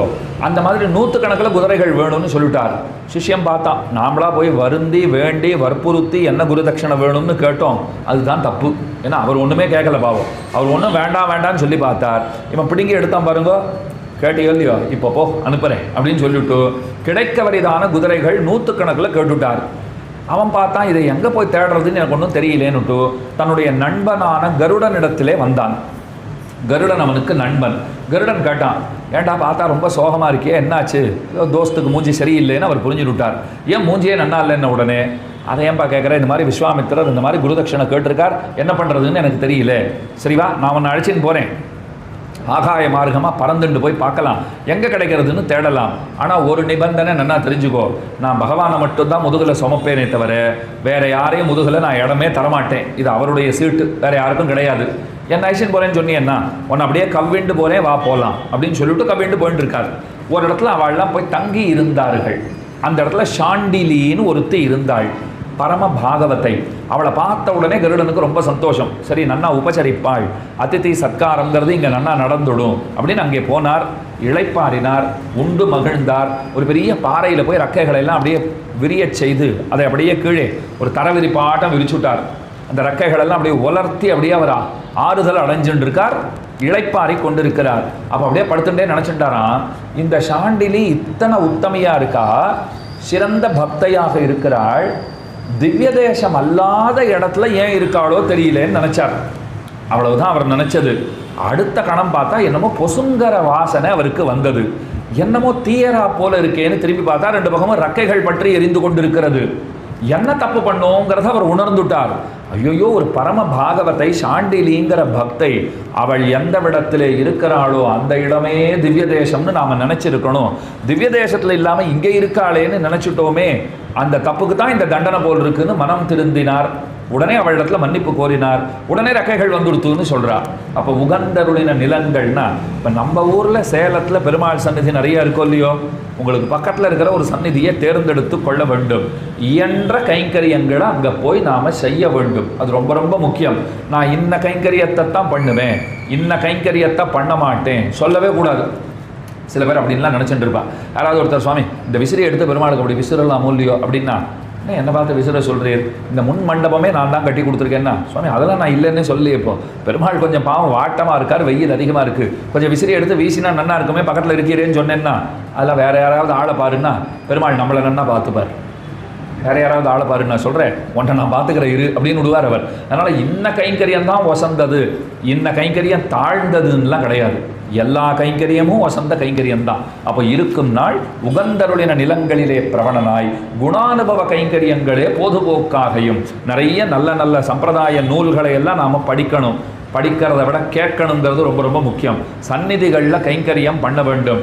யாராவது பாகவதர் நம்ம ஊருக்கு வருவாரான்னு எதிர்பார்த்து நாம் காத்திருக்க வேண்டும். இதெல்லாம் தொடர்ச்சியாக பண்ணிட்டே இருந்துட்டோம்னு சொன்னால் நாம் நிச்சயமாக ஒரு நாள் அந்த நல்லுலகத்தை, வைகுண்டத்தை கண்டிப்பாக நாம் அடைய பெறுவோம். அதனால் கண்ணனே பிறவிப்பிணிக்கு மருந்தாக இருக்கிறார். அவரையே நினைத்து கொண்டு கைங்கரியங்களை பண்ணிக்கொண்டு நீங்கள் வாழ்ந்து வாருங்கோள் அப்படின்னு சொல்லிட்டார். அதுக்கு மேலே 18வது ஸ்லோகத்தால் சொல்கிறார், நாராயண மந்திர ஜபத்தை அனவரதமும் செய்து வாருங்கோள் அப்படின்னார். நாராயண நாமங்கிறது ரொம்ப வசந்த நாமம். ஆனால் ஸ்ரீவைஷ்ணவ சம்பிரதாயத்தில் ஆச்சாரியர்கள் சொல்லிட்டா அதை விட வசந்த நாமம் இருக்கோ இல்லையோன்னுட்டா. எதுன்னா அதே 4 எழுத்து தான், ஆனால் வேற நாமம். நாராயண 4 ஆச்சா, ராமானுஜ 4 ஆச்சு. இந்த ராமானுஜ நாமத்தையே சொல்லிட்டுருங்கோன்னா நான் கேட்டேன், அவர் அவ்வளோ பெரிய பெருமாள், அவர் பெயரை விட்டுட்டு ராமானுஜன் ஏன் நான் இவர் பெயரையே ஏன் சொல்லிட்டு இருக்கணும்? அவர் குரு தான், நான் மதிக்கிறேன். பெரிய ஆச்சாரியர், நான் ஒப்புக்கொள்ளுகிறேன். எனக்கு எல்லாம் அவர் தான், நான் ஒப்புக்கொள்ளுகிறேன். அதுக்காக நாராயண நாமத்தை விட ராமானுஜ நாமம் வசந்ததுன்னு நான் ஏன் கொள்ள வேண்டும்? கேள்வி, அழகான கேள்வி. பதில் அதை விட அழகாக பதில் சொன்னான். பகவான் எப்படிப்பட்டவர்னால், நாம் பண்ணுற கர்மங்களை எல்லாம் பார்த்துட்டே இருப்பார். ஓ, இந்த நேரத்தில் நல்லது பண்ணியிருக்கானா, அந்த நேரத்தில் தப்பு பண்ணியிருக்கானா, இப்போ வேகமாக போகிறான் பாரு, ஒரு தப்பு பண்ணுறதுக்கு தான் போயிட்டுருக்கான், வேறு எதுக்கும் கிடையாது. முதலையே தெரிஞ்சுக்கிறார். இது தப்புன்னு நமக்கு அவர் உணர்த்தவும் செய்கிறார். ஆனால் மீறி பண்ணுற வேலை தானே இருக்கும். நிறைய தப்புகளை அப்படி பண்ணிவிடுறோம். அப்போ என்ன நினச்சிப்பார்? கையை கூப்பிட்டு வந்தால் கூட இவனை விடக்கூடாதுன்னு நினைப்பதற்கு அவருக்கு அதிகாரம் இருக்கிறது. ராஜாவாக இருக்கார் இல்லையோ, அதனால் நாளைக்கு கையை கூப்பிட்டு வந்தால் கூட இவனை மட்டும் விடவே கூடாது. ஆனால் படாத பாடு படுத்தத்தான் வேணும், அத்தனை தப்பு பண்ணி வச்சுருக்கான் அப்படின்னு அவர் நினச்சிப்பார். அப்போ பகவான்கிறவர் நாராயணன் எப்படிப்பட்டவர்னா, மதில் மேலே இருக்கிற பூனையாட்டம். அந்த பக்கமும் குதிக்கலாம், இந்த பக்கமும் குதிக்கலாம். நம்மளை கொண்டு போய் மோட்சத்தில் வச்சாலும் ஆச்சரியப்படுறதுக்கு இல்லை. அதெல்லாம் இன்னொரு 5-6 ஜென்மம் போட்டோன்னு முடிவெடுத்துட்டாலும் ஒன்றும் செய்யறதுக்கு இல்லை. அவர் நிலைமை அப்படித்தான் இருக்குது. அதனால் அவர் எதை வேண்டுமானாலும் செய்யக்கூடும். ஆனால் ராமானுஜர் எப்படி இருக்கார்னால், தீர்மானமாக சொல்கிறார், உன்னை கொண்டு போய் வைகுண்டத்தில் தான் வைப்பேன், இந்த உலகத்தில் நான் வைக்கவே மாட்டேங்கிறார். அப்போ அந்த 4 நாமத்தை விட இந்த 4 நாமம், அதாவது இந்த 4 எழுத்துகள், அந்த 4 எழுத்துக்களை விட நமக்கு முக்கியமாக எழுத்தொல்லையோ, அதனால தான் ராமானுஜ நாமத்தை எப்போதும் சொல்லி கொண்டிருக்க வேண்டும். ஆனால் குலசேகர பெருமாள் சொல்கிறார், அவர் ராமானுஜருக்கு முற்பட்டவர். அதனால் நாராயண நாமத்தை அவர் சொல்லி வச்சிருக்கார். எப்போதும் நாராயண மந்திர ஜபம் பண்ணுங்கோள். இந்த பிறவி கடலிலே பலவிதமான ஆபத்துகள் உண்டு. இதில் உங்களுக்கு க்ஷேமத்தை தரக்கூடிய ஒரு உபாயத்தை நான் சொல்லுகிறேன், நன்னா கேட்டுக்கோங்கோ. மற்ற விஷயங்களை எல்லாம் கற்பதை அடியோ விட்டு விடுங்கள். தற்கர்ம என்ன பந்தாய சா வித்யாயா விமுக்தையேன்னு சொல்லுவார்கள். எந்த கர்மம் வசந்த கர்மம்னால், எந்த கர்மம் சம்சார பந்தத்திலிருந்து நம்மை விடுவிக்குமோ அந்த கர்மம் தான் உயர்ந்த கர்மம். கர்மம்னா செயல். எந்த செயலை, எந்த செய்கையை நாம் செய்யணும், எதொன்று இந்த சம்சாரத்திலிருந்து நம்மை விடுபட செய்யுமோ அந்த கர்மத்தை, அந்த செயலைத்தான் செய்யணும். சா வித்யா யா விமுக்தையே. எது மேலான வித்யை? படிப்பு. பரமபதத்து வாசலில் போய் நின்று கொண்டு நான் எம்டெக் படிச்சிருக்கேன், கதவை தரங்குன்னா தரப்பாளா? சுவாமி நான் ஃபாரின்லாம் படிச்சுட்டு வந்திருக்கேன்னா கதவை தரப்பாளா? நான் பிஹெச்டி பண்ணியிருக்கேன்னா தரப்பாளா? சரணாகதி வித்யை ஒன்று தான் அங்கே வேலை செய்யும். ஞாச வித்யைன்னு அதற்கு பெயர். அந்த ஞாச வித்யை, சரணாகதி ஒரு சதாச்சாரியன் மூலமாக பெருமானே கதின்னு நாம் இசைந்திருக்கிறோம்னு சொன்னால், அந்த படிப்பு நம்மக்கிட்ட இருந்துடுத்துனா நம்ம போகிறதுக்கு முன்னே கதவெல்லாம் திறந்து வச்சு கோலமெல்லாம் போட்டு மாவள தோரணம் எல்லாம் கட்டி நம்ம ஜோராக வரவேற்று அழைச்சின்னு போக போகிறோம் அங்கே. அதனால் அதைத்தான் நாம் ஆசைப்படணுங்கிறத இந்த இடத்துல நினைவிலே கொள்ள வேண்டும். தற்கர்ம என்ன பந்தாய சா வித்யா யா விமுக்தையே ஆயாசாயா பரம் கர்ம வித்யான்யா சில்ப நைப்புணம். இப்போ மற்ற படிப்பெல்லாம் எதை போலன்னா, ஆச்சாரியர்கள் அழகாக எழுதி வச்சா, செருப்பு குத்த கத்தவோபாதின்னுட்டா. மீதி எந்த படிப்பாக இருந்தால் என்ன, செருப்பு தைக்கிறா போல ஒரு படிப்புன்னு விட்டார். சுவாமி கஷ்டப்பட்டு போய் லட்சமாக பணத்தை கட்டுட்டு நான் எவ்வளோ கஷ்டப்பட்டு படிச்சுட்டு வந்திருக்கேன், கடைசியில் நீர் இப்படி சொல்கிறீரேனால் பிரயோஜனம் இல்லையே. ஏதோ இந்த உலகத்தில் வாழற வரைக்கும் அது பிரயோஜனப்படும்னு நம்பலாம். அது கூட நம்பலாம்னு தான் சொல்லியிருக்கேன். பழைய நாளில் பிகாம் பிஏனா எவ்வளோ பெருமையாக போட்டுட்டு இருந்தா, அந்த காலத்து எஸ்எஸ்எல்சின்னு எவ்வளோ பெருமையாக சொல்லிட்டு இருந்தா. இன்றைக்கி நான் பிஏ படிச்சிருக்கேன்னு ஒருத்தர் பெருமையாக சொல்லிக்க முடியுமா? என்னது பிஏவா? சுவாமி அதெல்லாம் எல்கேஜி லெவலுக்கு ஆகி போச்சு. இப்போ இந்த நாளில் என்ன புதுசு தான் அட்வான்ஸ்டு டெக்னாலஜின்னு என்னென்னமோ கண்டுபிடிச்சுட்டே இருக்கான். ஏஐன்னு வேறு, இதில் ஏன்னு பார்க்குறதுக்குள்ள ஏஐன்னு வந்துடுத்து. அது நம்ம பின்னாடி இருந்து ஏன்னு மிரட்டின்டே துரட்டிட்டு வருது. இன்னும் என்னென்ன புதுசாக கண்டுபிடிக்க போகிறாங்கிறது தெரியல. அதனால் முதல்ல குழந்தைகளுக்கெல்லாம் என்ன சொல்லிட்டு இருந்தா, இந்த ரோபாட் சம்பந்தமாக அந்த ரோபோட்டிக்ஸ் எல்லாம் படிக்க வைங்கோ, ரொம்ப உபயோகமாக இருக்கும். இப்போ அதை மாற்றி விட்டா பார்த்தீங்களா, ஏஐ படிக்க வைங்கோ, அதுதான் ரொம்ப முக்கியமானது.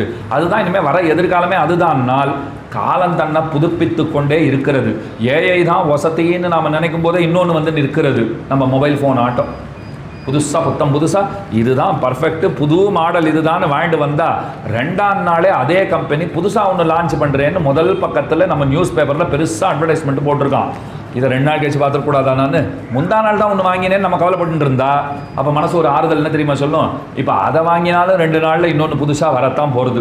அந்த மாதிரி வளர்ந்துட்டே போகிறது இல்லையோ? அப்போ இந்த படிப்பெல்லாம் வைகுண்டநாதனிடத்திலே செல்லுபடி ஆகாது. அங்கே செல்லுபடி ஆகிற படிப்புங்கிறது சரணாகதிங்கிற அந்த ஒற்றை படிப்பு தான் அங்கே நமக்கு நிச்சயமாக உதவி செய்யும்.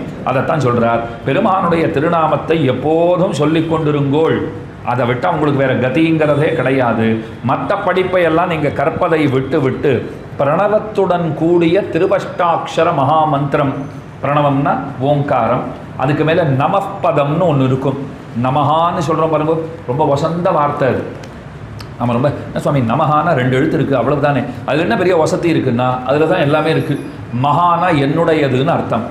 நமஹா என்னுடையதன்று, இந்த ஆத்மா என்னுடையதன்று. யாருடையது? நாராயணனுக்கே ஆனது.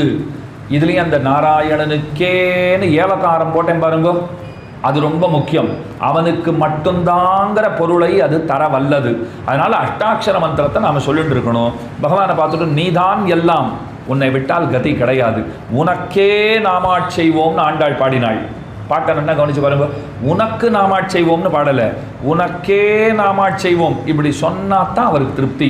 இல்லைன்னா உனக்கும் ஆட்செய்வேன், உட்காந்துருக்காரே இவருக்கும் ஆட்செய்வேன், அது வாசலில் போகிறாரே அவருக்கும் ஆட்செய்வேன்னா என்னது எல்லாருக்கும் ஆட்பட்டு இருந்தால் என்னோட சொத்துன்னு எப்படி ஆகும்? இப்போது சுவாமி இது உம்மோடது தான், ஆனால் இது ஒரு என்கிட்டயே தான் இருக்கும், ஒரு 2-2.5 வருஷம் கழிச்சு உங்ககிட்ட தரேன் அப்படின்னு சொல்லிட்டீங்கோ. அப்புறம் என்ன அது என்னோடது? 2 வருஷம் கழிச்சு நீங்கள் தரத்துக்கு அது என்னோடதா போகிறது? இப்போவே எங்கையில் கொடுத்தா தான் என்னோடது. அப்போ பகவானை பார்த்து உனக்கே ஆட்செய்வோம்னு சொல்லிட்டால் அவர் சந்தோஷப்படுறார். அதைத்தான் அஷ்டாட்சர மந்திரம் நமக்கு சொல்லிக் கொடுக்கிறது. அதையே சொல்லிக் கொண்டிருங்கோள்னு சொன்னார். அதுக்கு அடுத்த வார்த்தை சொல்கிறார், பகவானுடைய மகிமையை அவர் பார்க்கிறார். எத்தனை பெரியவனாக இருக்கிறான், எல்லாவற்றையும் திறம்பட நிர்வகிப்பவனாக அவன் இருக்கிறான். அவர்கிட்ட இருக்கிற சாமர்த்தியம் இருக்கு பாருங்கோ. இன்னைக்கு மத்தியானம் கூட சொல்லிட்டு இருந்தேன், வராகாவதாரம் பண்ணாரா? ஒரே கொம்போடு இருக்கிற ஒரு வராகமாக பிறந்தார். ஒற்றை கொம்புள்ள வராக அவதாரம் அப்படின்னு தான் அதற்கு பெயர். இந்த பூமியை இழந்தெடுத்துட்டு வந்தார். அவர் அத்தனை பெரிய வடிவத்தை கொண்டார். நல்லா தெரிஞ்சுக்கோங்க, அத்தனை பெரிய வடிவம் கொண்டார், பூமியை இழந்தெடுத்தார். அந்த கோரப்பல்லில் அந்த பூமி எப்படி உட்கார்ந்து இருந்ததுன்னால், கீரை குழம்பு சாப்பிட்ட அன்னைக்கு பல் எடுக்கல கீரை அகப்பட்டிருக்கும் பார்த்துருக்கீங்களா? அதை போல பூமி இருந்ததாம். அது அப்படித்தான் வர்ணிக்கிறார். பூமி அதை போல இருந்திருக்கு. இவர் பெரிய வடிவம், அந்த பூமி இருக்கிறதே தெரியல. இதில் வேடிக்கை பாருங்க, அந்த பூமியை அளப்பதற்கு ஒரு வடிவம் கொண்டார். அது பெரிய திருவிக்கிரமாவதாரம். அப்போ வராக அவதாரம் எத்தனை பெருசுன்னு கொஞ்சம் நீங்கள் ஊகிச்சு பாருங்கோ. ரொம்ப பெரிய அவதாரமாக இருக்கும் போல் இருக்கே. ஏன்னா பூமியே ஏதோ கீரை ஒரு துளி ஒட்டி கொண்டா போல, பல்லெடுக்கல அகப்பட்டா போல பூமி இருக்குன்னா அப்போ எத்தனை பெரிய அவதாரம் அது? அத்தனை பெரிய அவதாரம் தான். அந்த பூமியை அளப்பதற்கு எடுத்துக்கொண்ட அவதாரம் ஓங்கி உலகளந்த உத்தமன், அதுவும் பெரிய அவதாரம். அப்போ இது இன்னும் ஆச்சரியமா இருக்கே. அப்போ இதை விட வராக அவதாரம் பெருசு. சரி, அந்த பூமியும் சேர்த்து அதை போல பல அண்டங்களை சேர்த்து பிரம்மாண்டங்களை எல்லாம் விழுங்கிய அவதாரம்னு ஒன்று இருக்கு. இப்போ நீங்கள் என்ன நினச்சிப்பீங்க? அந்த அவதாரம் கண்டிப்பாக வராக அவதாரத்தை விட பெருசாக இருக்கும்னு நினைப்பீங்க பாருங்க. அங்கே தான் பரமபத விளையாட்டில் பாம்பு தலையை பிடிச்சி கீழே இறங்கி வந்தா போல இப்போ நீங்கள் துபுக்கிட்டீர்னு கீழே விழ போறீங்க. எப்படின்னால் மொத்தத்தையும் விழுங்கிய அவதாரம் அதோட சைஸு இவ்வளவு தான். ஆலமாமரத்தின் நிலமேல் ஒரு பாலகனாய் ஞாலமேழு உண்டான்னு பாசுரம் இருக்கும் இல்லையோ? பூமியை வராக அவதாரம் பண்ணி இடந்தெடுத்தார், பெரிய வடிவம் கொண்டார். அந்த பூமியை அளந்த அவதாரம் திரிவிக்ரம அவதாரம், அதுவே பெரிய வடிவம் தான். அதை விட வராக அவதாரம் பெருசு. அந்த பூமியோட சேர்த்து பல அண்டங்களை பிரம்மாண்டங்களை விழுங்கிய அவதாரம்னா நியாயமாக லாஜிக்காக பார்த்தா அது இன்னும் பெரிய வடிவத்தை தானே எடுத்துட்டு இருக்கணும். கிடையாது, சின்ன வடிவத்தை எடுத்துட்டார், சிம்பிளாக முடிச்சுட்டார். அதை எப்படி சுவாமி சாத்தியம்னால் இதுதான் அகடித கடனா சாமர்த்தியம். இது அவரால் தான் முடியும். சில கேள்விகள்லாம் எப்படின்னு நம்மளால் கேட்டால் பதிலே கிடையாது. அந்த கேள்வியை விட்டுடுறது தான் பதில். அந்த கேள்விக்கு பதில் என்னென்னா, இந்த கேள்வியை நீ கேட்காம இருக்கிறது தான் பதில்னுட்டான். வேற வாய்ப்பே கிடையாது. இது அவருக்கு மட்டுமே தெரிந்திருக்கிற ரகசியம். இது அவருடைய அற்புதமான சக்தி. அதை நாம் யாரும் அளவிட்டு சொல்லவே முடியாது. அத்தனை மகிமையோட பெருமாள் இருக்கார். அந்த மகிமையை பார்க்கும்போது இந்த பூமி ஒரு சிறிய தூசாட்டம் தெரியறது, ஒரு தூசி மாதிரி இருக்குது. ஜலமெல்லாம் ஒரு துளி மாதிரி தெரியறது. பெரிய நெருப்பு ஒரு பொறி மாதிரி இருக்கு. வாயு ஒரு சாதாரண மூச்சுக்காட்ட போல இருக்கு. ஆகாசம் ஒரு சின்ன ஓட்டையை போல, துவாரத்தை போல இருக்கு. ருத்ரன் பிரமன் போன்ற தேவர்கள் அனைவரும் ஏதோ சின்ன சின்ன உயிரினமாட்டம் தெரிகின்றார்கள். இத்தனை எல்ல கடந்த வைபவம் உம்மிடத்தில் இருக்கிறதே, அது எப்போதும் வெற்றி பெற்று விளங்கட்டும். எப்போதும் பெருமானே உனக்கு வெற்றி கிடைத்து கொண்டே இருக்கட்டும் என்று அதையே பெருமானிடத்தில் பிரார்த்தனையாக வைக்கிறார். அதுக்கு மேல ஒரு வார்த்தை சொல்றார், பகவானே நீ தாமரை கண்ணனாக இருக்கிறாய். உன்னை கைகூப்பி தலை வணங்கி உடல் மயிர் கூச்சம் எடுக்க குரல் தழுதழுக்க கண்களிலே நீர் பெருக உன் திருவடித்தாமரைகளை நினைத்தலாகிய அமிர்த ரசத்தை எப்பொழுதும் பருகிக் கொண்டு என்னுடைய வாழ்நாள் நிறைவு பெறுவதாகுக. இதைத்தான் பிரார்த்தனையா வச்சிருக்கார். நீ தாமரை கண்ணன் பெயர் எடுத்தவனா இருக்க, எப்பவும் உன்னை பார்த்தா நான் கைகூப்பணும். என் தலை உன் திருவடிகளை கண்டால் சென்று வணங்க வேண்டும். உன்னை நினைச்சாலே எனக்கு மயிர் கூச்சரியும் ஸ்வபாவங்கிறது ஏற்பட வேண்டும். உன்னை பற்றி பேசினாலே குரல் தழுதழுக்க வேண்டும். இதுதான் காருட புராணத்தில் பகவான் சொல்றார். என்னுடைய பக்தன் எப்படி இருப்பான் சொல்லுகிறேன் கேளுங்கள் அப்படின்னு கருட புராணத்தில் ஒரு வாக்கியம் வருகிறது. மத் பக்த ஜன வாத்சல்யம் பூஜாயாஞ்ச அனுமோதனம் ஸ்வயம் அபியர்ச்சனஞ்சைவ மதர்த்தே தம்ப வர்ஜனம் மத் கதாசிரவணே பக்தி ஸ்வர நேத்ராங்க விக்ரியா மமானுஸ்மரணம் நித்யம் யச்சமாம் நோபஜீவதி பக்திரஷ்டவிதாஹ்யேஷா யஸ்மின் ம்லேச்சோபி வர்த்ததே ச விப்ரேந்திரோ முனிஹி ஸ்ரீமான் சயதிஹி சச்ச பண்டிதா தஸ்மை தேயம் ததோ கிராஹ்யம் சச்ச பூஜ்யோ யதாஹ்யஹம்.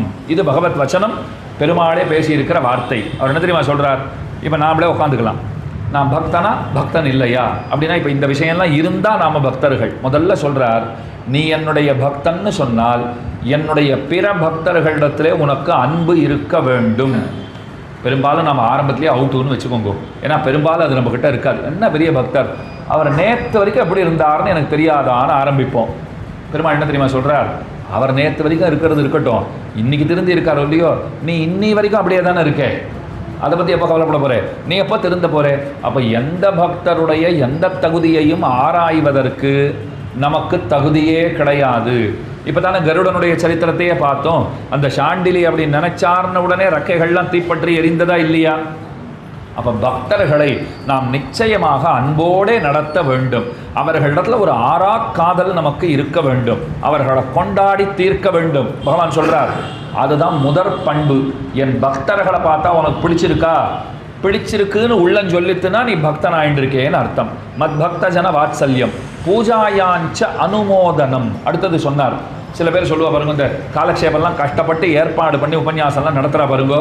சில பேர் இப்படி இருப்பா, வரவும் மாட்டா, இதெல்லாம் எதுக்கு நடத்தணும்னு கேள்வி வேற கேட்பா. ரொம்ப வேடிக்கையான வினோதமான மனுஷாள். எந்த விதத்துலையும் எந்த கான்ட்ரிபியூஷனும் இருக்காது.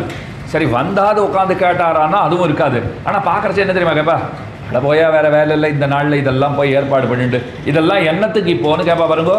அவர்களெல்லாம் பெருமாள் அப்படியே உத்து பார்க்குறார். ரொம்ப நல்ல ஆசாமிடா, உங்களை மாதிரி 4 பேர் இல்லை ஒருத்தர் இருந்தால் போதும், ஊர் கெட்டு போயிடும் இல்லையோ, அந்த மாதிரி இருக்கவே கூடாது. அப்போ மத் பக்தஜன வாத்சல்யம் பூஜாயாஞ்ச அனுமோதனம். நாம் ஆமோதிக்கணும். எங்கேயாவது ஒரு நல்ல காரியம் நடக்கிறதுன்னு சொன்னால் நம்ம பங்களிப்பதில் இருக்கோ இல்லையோ, இதெல்லாம் நிறைய நடக்கணும் சுவாமின்னு சொல்லிட்டாலே நம்ம பங்களிப்பு அதில் இருக்குது. அதோடு நின்றுடக்கூடாது. எல்லா விதமான சகாயமும் நாம் பண்ணணும். ஆனால் முதல்ல இந்த எண்ணம் வந்தால் தான் மேலே சகாயம் பண்ணணுங்கிற எண்ணமே வரும். அதுக்கு மேலே பெருமாள் சொல்கிறார், எனக்கு பூஜை புனஸ்காரம் எல்லாம் நடந்தால் இதெல்லாம் தேவையற்றதுன்னு சொல்லக்கூடாது. அவன் இதெல்லாம் பண்ணுறது நியாயம்னு சொல்லணும், தானும் பண்ணணும். அதையும் சொல்கிறார் அவர். ஸ்வயம் அபியர்ச்சனம் செய்வ மதர்த்தே தம்பவர்ஜனம்ங்கிறார். என் விஷயத்திலே ஆடம்பரம் கூடாதுன்னார். அப்படியா சுவாமி, சம்பிரோக்ஷணத்தை நல்லா 3 கோடி செலவில் பண்ணலான்னு நினச்சிட்டு இருக்கோம். இப்போ தான் பெருமாளே சொல்லியிருக்கார் ஆடம்பரம் கூடாதுன்னு சொல்லியிருக்கார். அப்படின்னா அதை 3 லட்சத்தில் சுருக்கிறதுக்கு நாங்கள் என்ன பண்ண முடியுமோ பார்க்குறோம். முடிஞ்சால் 30,000லையும் முடிக்கிறதுக்கு பார்க்குறோம். அதை அவர் சொல்லவே இல்லை. இப்போ உங்கள் வீட்டு கல்யாணம் பண்ணிங்களே எவ்வளவு செலவு பண்ணிங்கன்னா அது ஒரு 4 கோடி ரூபா ஆச்சு சுவாமினால் பகவான் சொல்கிறாருன்னா அதைத்தான் ஆடம்பரம்னு சொல்லிட்டு இருக்கேன். இப்போது இது கல்யாண வீட்டு விஷயம் தானே, இது எப்படி பகவத் கைங்கரியம் ஆகும்னால் இங்க எல்லாமே பகவத் கைங்கரியம் தான். அவர் பொருட்டுத்தான் நாம எல்லாத்தையும் செய்கிறோமே தவிர நம்ம பொருட்டுன்னு ஒன்றுமே கிடையாது. அப்ப தேவையற்ற செலவினங்களை நாம் குறைத்து கொள்ள வேண்டும். மதர்த்தே தம்பவர்ஜனம் மத் கதாசிரவணே பக்தி, என் கதையை கேட்கிற போது பக்தியோடு கேட்க வேண்டும். ஸ்வரநேத்ராங்க விக்ரியா, கண்கள்ல இருந்து தாரதாரையாக கண்ணீர் பெருக வேண்டும். உண்மையான பக்தி இருக்கிறவனால பகவத் கதையை சொல்லவும் முடியாது, உண்மையான பக்தி இருக்கிறவனால பகவத் கதையை கேட்கவும் முடியாது. உடனே நீங்கள் கேட்கலாம், அப்போ நீரும் நாங்களும் இப்போ இங்கே என்ன பண்ணிட்டு இருக்கோம்? இப்போ உமக்கும் பக்தி இல்லைன்னு தெரிஞ்சு போச்சு, ஏன்னா நீர் அழலை. எங்களுக்கு பக்தி இல்லைன்னு உங்களுக்கு தெரிஞ்சிருக்கும், ஏன்னா நாங்களும் அழலை. ஒருவேளை நாங்கள் அழறா போல நீர் சொல்லலை, எப்படியோ ஒன்று இருக்கட்டும், அழலை. இப்போது அப்போ நம்ம என்ன பண்ணிட்டு இருக்கோம்? இப்போன்னா அந்த நிலையை அடைவதற்குத்தான் முயற்சி செய்து கொண்டிருக்கிறோம். அவ்வளவுதான் விஷயம். அது ப்ராக்டிஸ் பண்ணத்தானே நமக்கு வரும். அதுக்கு கொஞ்சம் அழுது பார்க்கலாமா, கிளிசரின் போட்டுக்கலாமான்லாம் சொல்லக்கூடாது. அந்த மாதிரி ப்ராக்டிஸ் பண்ண சொல்ல. இப்போ கேட்டுட்டே இருந்தால் மனசு அவர்கிட்ட லயிச்சு போச்சுன்னு சொன்னால் இது படிப்படியாக ஏறி போகிறா போலே. இப்போ தான் நாம் ஏதோ 100வது படிக்கட்டுலையோ 300வது படிக்கட்டுலையோ இருக்கோம். அப்படி திருமலைக்கோ சோழிங்கபுரத்துக்கோ போனால் அப்படி நிமிந்து பார்க்குறோம்ல, இன்னும் எவ்வளோ படி இருக்குது அப்படின்னு கேட்டுக்கணும் இல்லையா? அந்த நிலைமையில தான் நாம் இப்போ இருந்துட்டு இருக்கோம். அதனால் கேட்கத்தான் அந்த பக்திங்கிறது ஏற்படும். நீங்கள் முதல் நாள் சீரியல் பார்க்கச்சேவா அழ ஆரம்பிச்சுடுறீங்க கிடையாது இல்லையோ? ஒரு 10 நாள் பார்த்தா தானே கண்களில் அழுகையே வருது. சீரியலுக்கே 10 நாள் தேவைப்படுறதுன்னா பக்திக்கு இன்னும் தேவைப்படாதா? அதனால் கண்டிப்பாக வரும், கவலையே பட வேண்டாம். கண்களில் இருந்து தாரதாரையாக கண்ணீர் பெருகும்.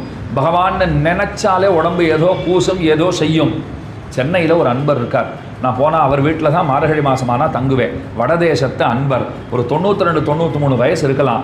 என்னை பார்த்தாலே அவர் கேட்குற கேள்வி தெரியுமா? நேரம் வருவார், என் கால்களை கட்டியாக பிடிச்சுட்டு விடுவார். எனக்கு ரொம்ப கூச்சமாக இருக்கும், நான் ரொம்ப சின்ன பையன். அவருக்கு 92 93 வயசு ஆறுது. சிறந்த பக்தர். அவர் அழுதுண்டே கேட்குற ஒரு கேள்வி, ஒற்றை கேள்வி தான் என்கிட்ட கேட்பார். இன்னி வரைக்கும் என்கிட்ட பதிலே இல்லை. ஆனால் பதில் இல்லைன்னு அவர்கிட்ட சொல்கிறதுக்கு எனக்கு தயக்கம். அப்படி என்ன தெரியுமா கேட்பார் அவர்? சுவாமி, போகிறதுக்குள்ளே கண்ணன் என் கண் முன்ன வந்து எனக்கு தரிசனம் தந்துடுவானா? இதை அழுதுண்டே தான் அவர் கேட்பார். நானே பெருமாள்கிட்ட தான் கேட்பேன், இந்த பாருப்பா இவ்வளோ ஸ்ரத்தையெல்லாம் எங்களுக்கு ஒன்றும் இல்லை. ஊராக போய் கதையெல்லாம் நாங்கள் சொல்கிறோம், என்னமோ நேரில் பார்த்தா மாதிரி சொல்கிற சாமர்த்தியத்தை நீ கொடுத்துருக்கியே தவிர உன்னை எங்கே நாங்கள் நேரில் பார்த்தோம், உன்னை நேரில் பார்ப்போங்கிற நம்பிக்கை கூட எங்களுக்கு இருக்கான்னு தெரியல, அந்த ஆசை இருக்கான்னு தெரியல. ஆனால் ஒரு மனுஷர் இத்தனை கதறுகிறார்னு சொன்னால் எனக்காக இல்லை, அவருக்காக போய் அவர் கண்ணு முன்ன போய் நிந்துடக்கூடாதா? அவர் அடுத்த தடவை பார்த்தாலும் மறக்காத அதையே கேட்குறார். போன தடவையே உங்ககிட்ட கேட்ட சுவாமி ஒன்றும் பதிலே சொல்லலேன்னுட்டு தலையை கொண்டு வந்து கால்களில் வச்சுருவார். அதே கதறல் தான். நான் சொன்னேன், இதை நிறுத்துறதுக்காகவாவது ஒரு தடவை அவர் கண்முன்னே வந்துடும். ஏன்னா எனக்கு ரொம்ப தர்ம சங்கடமாக இருக்குது, அவருக்கு என்ன பதில் சொல்கிறதுன்னு நமக்கு தெரியல. அப்போ மெய்யன்பர்களுக்கு எவ்வளவு உறுதி பாருங்க, கண்டிப்பாக வருவான்னு அவர்கள் நம்புகிறார்கள். சபரி அப்படித்தானே காத்துட்டு இருந்தா. ஆச்சாரியர்கள்லாம் வைகுண்டம் போனா, தானும் கிளம்பினா, அவள் சொல்லிட்டா, எவனை தேடி நாங்கள் போகிறோமோ உன்னை தேடி வருவான் காத்துன்றுன்னு சொல்லிட்டா. அதெல்லாம் என்னைக்கு சுவாமி வந்திருக்கான்னு அவள் கேட்கவே இல்லை. உங்களை பார்க்கவே வராதவன் என்னை பார்க்க வரப்போகிறானான்னு கேட்கல. நீங்கள் சொல்லிட்டீங்கோ, வருவான்னு சொல்லிட்டீங்கோ, நான் காத்துருக்கேன். காத்து கொண்டு இருந்தாள். வந்தானா வரலையா ராமன்? கண்டிப்பாக வந்தானோ இல்லையோ?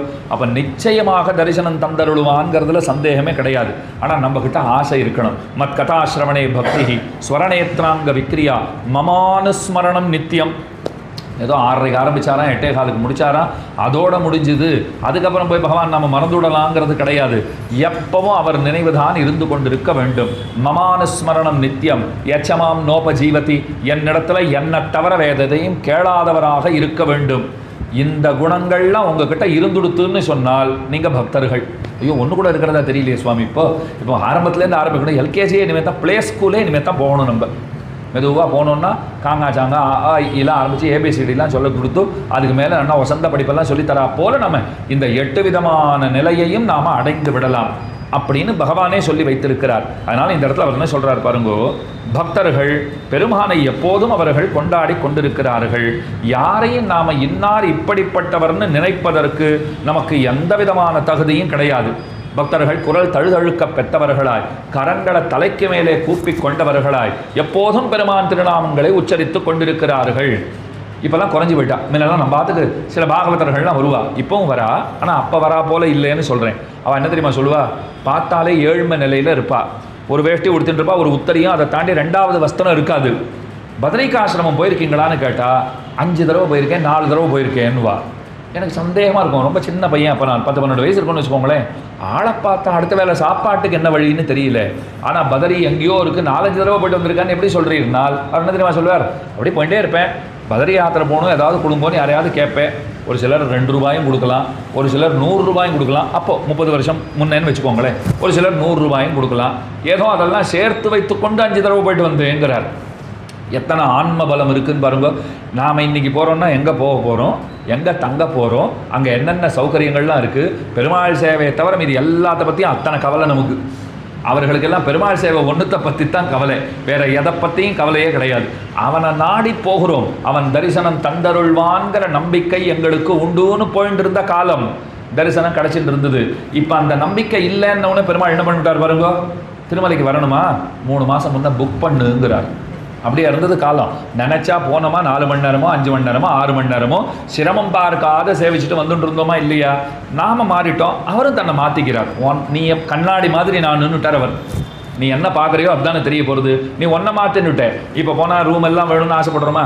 பழைய நாள் கல்யாணம்லாம் பாருங்க, நமக்கு என்ன தனித்தனியாக ரூம்ஸாக கொடுத்துட்டு இருந்தா. போனோன்னா அந்த பெரிய ஹாலில் எல்லாரும் படுத்துக்க வேண்டியது தான். அது பாதி ராத்திரியில் நம்ம தலைக்கீழிருந்து தலகாணியை வேறு யாராவது இழுத்துன்னு போடுவா. அது வேறு அடுத்த நாள் பெரிய தகராறு பஞ்சாயத்து நடக்கும். ராத்திரி படுத்துட்டு இருந்துச்சா தலகாணியை யார் எடுத்துன்னு போனது அப்படின்னு கேட்பா. அங்கே இருக்கிற குளியலறை கழிவறை எத்தனை இருக்கோ 2ஓ 1ஓ அதுக்குள்ளே தானே எல்லாம் அட்ஜஸ்ட் பண்ணிட்டு இருந்தோம். இன்றைக்கி முடிகிறதான்னு பாருங்க. போச்சவே எங்கே ரூம்ஸ் எல்லாம் அரேஞ்ச் பண்ணியிருக்காளா, இல்லை நாம் போட்டுக்கணுமா, அதுக்கு நாம் பே பண்ணணுமா, அவள் பே பண்ணுவாளா? இது வேற ஒரு பெரிய பிரச்சனை இருக்கும் இல்லையோ. அதை கல்யாண ஏற்பாட்டாளர்கள் எல்லாம் பார்க்குறதில்ல. நாங்களே ரூம்ஸ் எல்லாம் போட்டிருக்கோம், நீங்கள் வந்துருங்கோங்கிறா. இது எனக்கும் அந்த சௌகரியம் தேவையாக இருக்குது, உங்களுக்கும் அந்த சௌகரியம் தேவையாக இருக்குது. அத்தனை மாறி போயிருக்கும். ஆனால் பக்தர்கள் அந்த நாளில் இருந்தவா எப்படி இருந்தான்னா அந்த எந்த சௌகரியத்தை பற்றியும் அவர்களுக்கு கவலையே கிடையாது. ஒரே சௌகரியம் பெருமானுடைய திருவடிகளில் தான் உண்டுங்கிற உறுதிப்பாடு அவர்களிடத்துல இருந்தது. நமக்கு ஆறுதல் இளைப்பாறுதல் எல்லாம் அந்த இடத்துல தான் உண்டு அப்படின்னு நன்கு தெரிந்து கொண்டிருந்தார்கள். அதனால் அதைத்தான் இந்த ஸ்லோகத்தால் சொல்கிறார். உன்னுடைய திருவடிகளை நினைத்து கொண்டு உன்னை தரிசித்து கொண்டு எப்போதும் குரல் தழுதழுக்க பெற்றவனாய் கண்ணநீர் கைகளால் இறைக்கும்படியான நிலைமையை அடைந்தவனாய் எப்போதும் உன்னுடைய அமிர்த ரசத்தை பருகுகின்றவனாக உன்னை நினைச்சா உள்ளத்துக்குள்ள ஒரு தேன் அப்படியே ஊறி பெருகுகிறதோ இல்லையோ அதை அனுபவிச்சுட்டே நான் இருந்து கொண்டு இருக்க வேண்டும். ஒன்றை தவிர எனக்கு வேற எதுவும் தெரியாதுன்னு சொல்லிட்டு அடுத்த ஸ்லோகத்தில் ரொம்ப அழகாக சொல்கிறார். ஹே கோபாலக, ஹே கிருபாஜல நிதே. இது ரொம்ப முக்கியமான ஸ்லோகம், அதனால் இந்த ஸ்லோகத்தையே சொல்கிறேன் அடியேன். ஹே கோபாலக, ஹே கிருபாஜல நிதே, ஹே சிந்து கன்யாபதே, ஹே கன்சாந்தக, ஹே கஜேந்திர கருணாபாரீண, ஹே மாதவ, ஹே ராமானுஜ, ஹே ஜகத்ரய குரு, ஹே புண்டரீகாக்ஷ மாம், ஹே கோபி ஜனநாத பாலய பரம் ஜானாமினத்வாம் வினா. எத்தனை பெயர்களால் அழைக்கிறார் பாருங்கோ. ஹே கோபாலான்னு பெருமான் ஆனிரை மேய்த்தவன், ரொம்ப ஆச்சரியமான பெயர் அவருக்கு. கோசகன்னு இன்னைக்கும் போனால் தேரெழுந்தூரில் சேவை சாதிக்கிறார் பெருமாள். ஆயன்னு இன்னைக்கும் திருக்கோவலூருக்கு போனால் சேவை சாதிக்கிறார் பெருமாள். அப்போ கோபாலனா பகவான் இருக்கார். கோபால இது கிருஷ்ண துவம் பிரச்சுர க்ஷீர வாஞ்சையா ஸ்ரீதோ மாத்ருஸ்தன க்ஷீரம் அப்படி அலபியம் துவயா கிருத்தம்னு ஒரு ஸ்லோகம். நான் கழுகு ஒரு அன்பர் இருந்தார். அவருக்கு பால்னா ரொம்ப பிடிக்குமா. எத்தனை லிட்டர் பால் கொடுத்தாலும் மடமடமடன்னு அவர் குடிச்சிடுவார், அத்தனை பிடிக்கும்.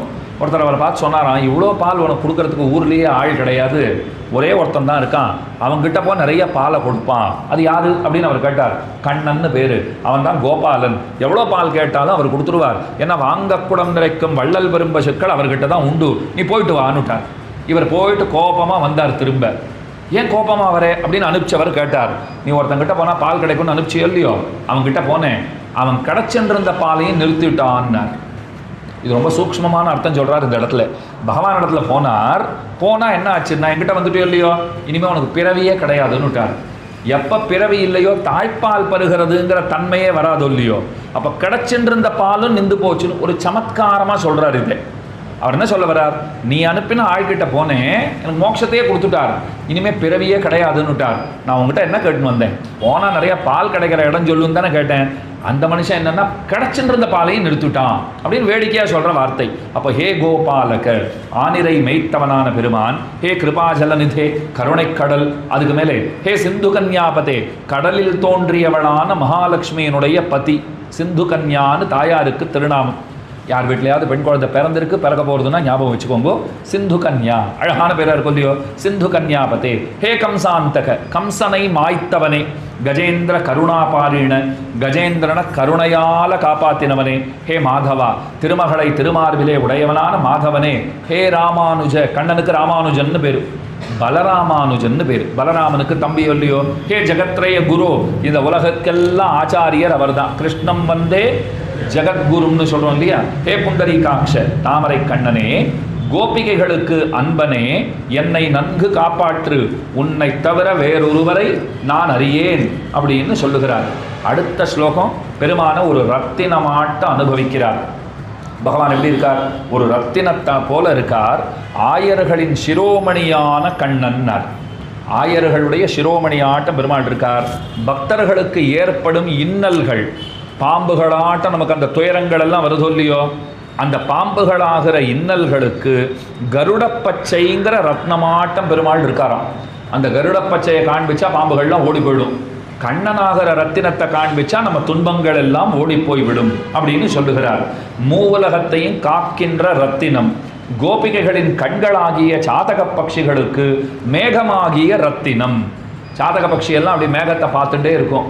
ஆகாசம் வருஷிச்சா அந்த தண்ணீரைத்தான் அவைகள் பருகுமாம். வேற தீர்த்தத்தை தொடவே தொடாது. எவ்வளோ ஆச்சாரம் பருங்க. ஆகாசத்துலேருந்து மழையாக வந்தால் மட்டும்தான் தீர்த்தமே சாப்பிடும், பருகும். அதை போல் இந்த கோபிகைகள் எல்லாம் கண்ணனை பார்த்துட்டே இருக்கா, கிருஷ்ணச்சந்திரனை பார்த்துட்டே இருக்கா. அவர் தான் ரத்தினமாட்டம் இருக்கிறார். அதுக்கு மேலே சொன்னார், அழகின் முத்திரை மணி, இதுக்கு மேலே அழகில்லைங்கிறா போல கண்ணன் விளங்குகிறார். ருக்மிணி தேவியினுடைய மார்பகத்தை அணி செய்யும் ரத்தினம், அகலகில்லேன் இறையுமென்னு அலர்மேல் மங்கே உரைமார்பன் பெருமான். ருக்மிணி பிராட்டியினுடைய திருமார்பில் அப்படி சாஞ்சின்னு இருக்காருன்னா அவன் மார்பில் ரத்னம் இருக்கா போல இருக்கு. தேவர்களின் முடிகளில் உள்ள ரத்தினம். அப்படிப்பட்ட ஆயர்குல சிகாமணியான கண்ணன் நமக்கு க்ஷேமத்தை செய்யட்டும். இப்போ அங்கே பெரிய பீரோ வச்சிருக்காள, நான் அதை எடுத்துன்னு போகணுன்னு ஆசைப்பட்டேன்னு வச்சுக்கோங்க. யாருக்கும் தெரியாத எடுத்துன்னு போகணுன்னு நடக்குமா? நீங்கள்லாம் அதை எடுத்துன்னு போகிறது அத்தனை சுலபமா? அதை எடுத்துன்னா சுவாமி பீரோவெல்லாம் நவுத்தின்னு இருக்காரு, எதுக்கு வந்து ஏதாவது பின்பக்கம் ஏதாவது அவரது விழுந்துருத்தா, ஏதாவது மோதிரம் ஏதாவது அந்த பக்கம் போட்டிறான்னா, இல்லை நான் பீரோவே எடுத்துன்னு போகிறதா இருக்கேன் அப்படின்னா, என்ன சுவாமி இது பீரோ, என்ன சுவாமி இது கஷ்டப்பட்டு எதுக்கு எடுத்துன்னு போகணும், உங்கள் ஊரில் கிடைக்காத பீரோவான்னு கேட்டு விடலாம். இல்லை எனக்கு என்னமோ பிடிச்சி போச்சு, உங்களுக்கு தெரியாத எடுத்துன்னு போகணும்னு நினச்சேன். எப்படி எடுத்துன்னு போகணும்னு நினச்சி அப்படியே எடுத்து இந்த உத்தரியத்தில் சுற்றிட்டு போயிடலான்னு நினச்சேன்னா, சுவாமி இவ்வளோ பெரிய பீரோ அப்படி எடுத்துன்னு போக முடியுமான்னா, அப்போ நான் உங்ககிட்ட ஒரு கேள்வி கேட்டேன். இதை விட பெரிய ரத்தினக்கல் 10 கோடி ரூபாய் பெருமானம் இருக்கும். இந்த சைஸில் இருக்குதுன்னு வச்சுக்கோங்க. அதை யாரும் அந்த பக்கம் அப்படி மறதியாக வச்சுருந்தா அப்படியே எடுத்தேன், கஷ்டமே படலை, இதில் போட்டுட்டேன், ஒரு முடி போட்டேன், இப்படி கை எடுக்கல வச்சுன்னுட்டேன். என்னால் எடுத்துன்னு போக முடியுமா முடியாதா? கண்டிப்பாக முடியும். அந்த பீரோவை விட பன்மடங்கு விலை மதிப்பில்லாதது தான். ஆனால் அதை எடுத்துன்னு போக முடியாது. இப்போ ஒன்றும் இல்லை, சும்மா தான் வச்சுட்டு இருக்கேன், இதை கண்டிப்பாக எடுத்துன்னு போக முடியும். அதை போல பகவான் அத்தனை சுலபராக இருக்கார். ஏன்னா இங்கே எதையாவது காணும் தான். அதுக்கப்புறம் அவர் தான் ஏதோ சைகையெல்லாம் காண்பிச்சுட்டு இருந்தார். ஏதோ முடி போட்டு வச்சுட்டு அவருக்கு தெரியாத அவர் எடுத்துன்னு போயிட்டார் போல் இருக்கு. ஏன்னா அதை கொஞ்சம் நாசுக்காக நம்ம சொல்லணும் இல்லையோ. தெரிஞ்சே எடுத்துன்னு போனார்னு சொன்னால் நோ மாதிரி இருக்கும். தெரியாத எடுத்துன்னு போயிருக்கலாம். நான் கூட அப்படி தான் கேட்போம், எதுக்கும் ஒரு தவறுதெல்லாம் உங்கள் பையில் வந்திருக்கா பாருங்கோ.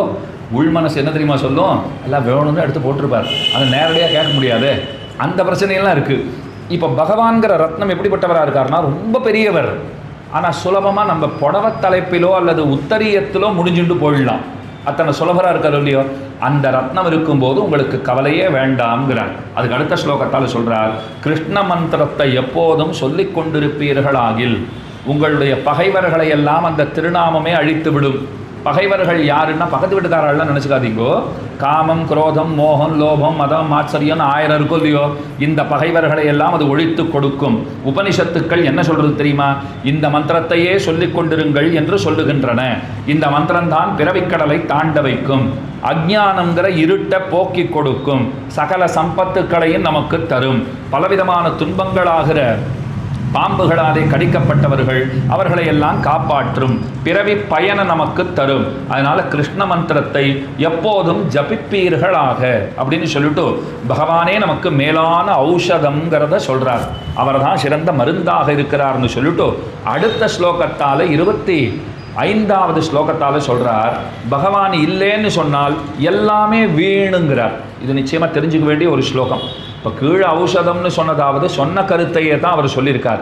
ஆனால் இந்த இடத்துல என்ன சொல்கிறார் பாருங்கோ, பெருமானுடைய நினைவில்லாமல் நாம் எதை செய்தாலும் அத்தனையும் வீண். கண்ணன் கீதையிலே அர்ஜுனனுக்கு தன்னுடைய விராட் ஸ்வரூபத்தை காண்பிச்சார், விஸ்வரூபத்தை காண்பிச்சார். பார்த்துட்டு அர்ஜுனன் அப்படியே வெலவெலத்து போயிட்டான். சகேதி மத்வா பிரசமம் எதுக்தம், ஹே கிருஷ்ண, ஹே யாதவ, ஹே சகேதி. ஐயோ நான் உன்னை நண்பான்னு கூப்பிட்டுருக்கேன், அடேன்னு கூப்பிட்டுருக்கேன், தோழான்னு கூப்பிட்டுருக்கேன், யாதவான்னு கூப்பிட்டுருக்கேன், அடே கிச்சா அப்படின்னு கூட கூப்பிட்டுருக்கேன். எனக்கு ரொம்ப பயமாக இருக்கும் உன்னை பார்த்தா. அப்படிலாம் கூப்பிட்டேன்னுட்டு நீ என்கிட்ட கோபித்து கொள்ளாதே, என்னை மன்னித்து விடுன்னா. கண்ணன் என்ன தெரியுமா சொன்னார்? நீ அடே கிச்சான்னு என்னை கூப்பிட்டுருக்க பாரு, அதுக்காகத்தான் உனக்கு இந்த வடிவத்தையே நான் காண்பிச்சேன்னார். நீ தப்பாக புரிஞ்சுட்டு இருக்க, நீ என்னமோ மன்னிப்பு கேட்டு இருக்கியே, நீ மற்றவர்களை போல கூப்பிட்டுருந்தா நான் உனக்கு என்ன காண்பிச்சிருக்கவே மாட்டேன் அப்படின்னு சொல்லிட்டு, நாகம் வேதைஹி ந தபசா ந தானேன நச்ச இஜ்ஜியா, எவ்வளோ சொல்லிட்டு வராது பாருங்க. தானத்தாலோ தவத்தாலோ வேள்விகளினாலோ வேதாத்தியனத்தினாலோ என்னை நீ பார்த்தாற் போலே பார்க்க முடியாதுங்கிறார். சாஸ்திரம் இதெல்லாம் இருந்தால் அவரை பார்க்கலாங்கிறது. கண்ணன் சொல்கிறார் அதனாலெல்லாம் என்னை பார்க்க முடியாதுங்கிறார். என்ன சுவாமி நீ சொல்கிறதெல்லாமே ஒன்றுக்கு ஒன்று முரணாத்தான் இருக்குன்னால் கண்ணன் ஒரு வார்த்தை போட்டார், பக்தி இல்லாத வேதாத்தியனத்தாலே, பக்தி இல்லாத தானத்தாலே, பக்தி இல்லாத தவத்தாலே, பக்தி இல்லாத தியானத்தாலே அதனாலெல்லாம் என்னை பார்க்கவே முடியாது. பக்தியோட எல்லாத்தையும் செய்யணும். ஒரு விளக்கேற்றினா கூட பக்தியோட விளக்கேற்றணுங்கிறாள் இல்லையோ, இந்த கைக்கு துணையாக இந்த கை இருக்கணும். அந்த வெத்துக்குச்சி தீக்குச்சின்னு சொல்லுவீங்களா, நாங்களாம் வெத்து கொட்டினுமோ வெத்துக்குச்சினுமோ, அதை அப்படி கிழிச்சோன்னு சொன்னால் அதை கொண்டு போய் அந்த தீக்குச்சியை கொண்டு போய் அப்படி காட்டுறோம் இல்லையா, திரிக்கிட்ட காட்டும்போது கூட இந்த கை இந்த கைக்கு துணையாக அத்தனை பவ்யமாக பக்குவமாக ஒரு பணிவோடு நாம் செய்யணுங்கிற இல்லையா, அந்த பக்திக்குத்தான் பெருமான் உகக்குறான். அது இல்லைன்னு சொன்னால் நாம் செய்கிற எல்லாமே வீண்தான். அதைத்தான் சொல்கிறார், பெருமானுடைய திருவடிகளை நினையாமல் வேதங்களை பயில்வதுங்கிறது எப்படி தெரியுமா, காட்டில் உட்காந்து அழறா போலேன்னு விட்டார். ஏதாவது பிரயோஜனம் உண்டா, என்னன்னு கேட்கறதுக்காக ஆள் உண்டா, கிடையாது இல்லையோ. அதை போல் அது வீணாக ஆகிவிடும். நாம் செய்யக்கூடிய வைதிகமான விரதங்கள் எல்லாம் உடலில் உள்ள கொழுப்பை அகற்றுவதென்ற பலனை உடையனவான ஆகும். நான் பட்னி இருக்கேன் ஏகாதசிக்கு, பகவத் பக்தி உண்டா சுவாமின்னா அதெல்லாம் ஒரு மண்ணாங்கட்டையும் கிடையாது. சும்மா இருக்கேன் அப்படின்னா உடம்புல கொழுப்பு வேணும்னா குறையுமே தவிர ஒரு பிரயோஜனம் கிடையாது. ஆன்மாவுக்கு ஒரு நன்மையும் உண்டாக போவது கிடையாது. கிணறு குளம் வெட்டுவது போன்ற தர்ம காரியங்களை பண்ணுறதெல்லாம் சாம்பல்ல பண்ண ஹோமம் போல ஆயிடும் பக்தி இல்லாமல் செய்தால். அதையும் சொல்லிட்டார். கங்கை முதலிய புண்ணிய தீர்த்தங்களிலே ஸ்நானம் செய்வதுங்கிறது யானையை குளிப்பாட்டினா போலே ஒரு பிரயோஜனமும் கிடையாது. திரும்ப வந்தவுடனே மணல்ல புரண்டு தன்னை அழுக்காக்கி கொள்ளத்தான் போகிறது. வடதேசத்தில் ஒரு பக்தர் இருந்தார். அந்த ஊரில் இருக்கிறவாள்லாம் எங்கோ கங்கா யாத்திரைன்னு போனா. அவர்கிட்டையும் வந்தா, கங்கா யாத்திரை போகலாமா அப்படின்னா. போய் என்ன பண்ணணுமான்னு அவர் கேட்டார். இப்படி கேட்குற, கங்கையில் போய் குளிச்சா அதில் போய் ஒரு முக்கிட்டு வந்தால் எத்தனை புண்ணியம் தெரியுமா, நம்ம பாப்பங்கள்லாம் போயிடும். ஓ அப்படியா, அப்படிலாம் இருக்கா, எனக்கு வரத்துக்கு அவகாசம் இல்லை, நான் வரலன்னார். சரி பாரேன், அவனுக்கு பாக்கியமே இல்லை கூட வரத்துக்கு அப்படின்னு சொல்லிட்டு அவள்லாம் போயிட்டு இருந்தா. அவர் ஒரு நிமிஷம் இருங்கோன்னார். என்னால் தான் வர முடியல, நான் ஒரு பொருளை தரேன், நீங்கள் கண்டிப்பாக கொஞ்சம் நீங்கள் எங்கெங்கெல்லாம் புண்ணிய நதிகளில் போய் தீர்த்தமாடுறீங்களோ அந்தந்த நதிகளில் நான் கொடுக்குற பொருளையும் நல்லா குளிப்பாட்டி எடுத்துன்னு வந்து எங்கிட்டயே தர முடியுமா அப்படின்னார். சரி கொடுங்கோன்னா ஒரு நல்ல பாகக்காய் நல்லா ஃப்ரெஷ்ஷாக இருக்கா, அன்றைக்கி தான் மார்க்கெட்லேருந்து வாங்கி வந்திருக்கார் போல் இருக்குது. அதை கொண்டு போய் கொடுத்தார். எத்தனை நாள் யாத்திரைன்னார். 60 நாளில் வருவோம், நாளிலேருந்தே புண்ணிய நதியில் ஸ்நானம் பண்ண ஆரம்பிச்சிருவோன்னா. ஒரு நதியிலையும் இந்த பாகக்காயை நல்லா குளிப்பாட்டி நீங்கள் வரச்சே கொண்டு வந்து கொடுக்கணும்னார். அவளை பார்த்துட்டா. இன்னும் 60 நாள் கழிச்சது எப்படி இருக்குமோ தெரியலையே. சரி அவர் சொல்லிட்டார், நம்ம செய்ய வேண்டியது நம்ம கடமை, நாங்கள் செய்கிறோம்னு எடுத்துன்னு போயிட்டா. அதை ரொம்ப கஷ்டப்பட்டு மூக்கெல்லாம் பொத்திட்டு, ஏன்னா அது தாங்குமா அத்தனை நாள், திரும்ப அப்படியே வாடி வதங்கி போய் கொண்டு போய் கொடுத்தா. அவர்கிட்ட கேட்டா, இது என்னத்துக்கு எங்ககிட்ட கொடுத்தீர்னா, இப்போ போயிட்டு வந்த நீங்களும் இதை போலத்தான் இருக்கீங்கோன்னு உங்களுக்கு சொல்கிறதுக்கு தான் கொடுத்தேன்னார்.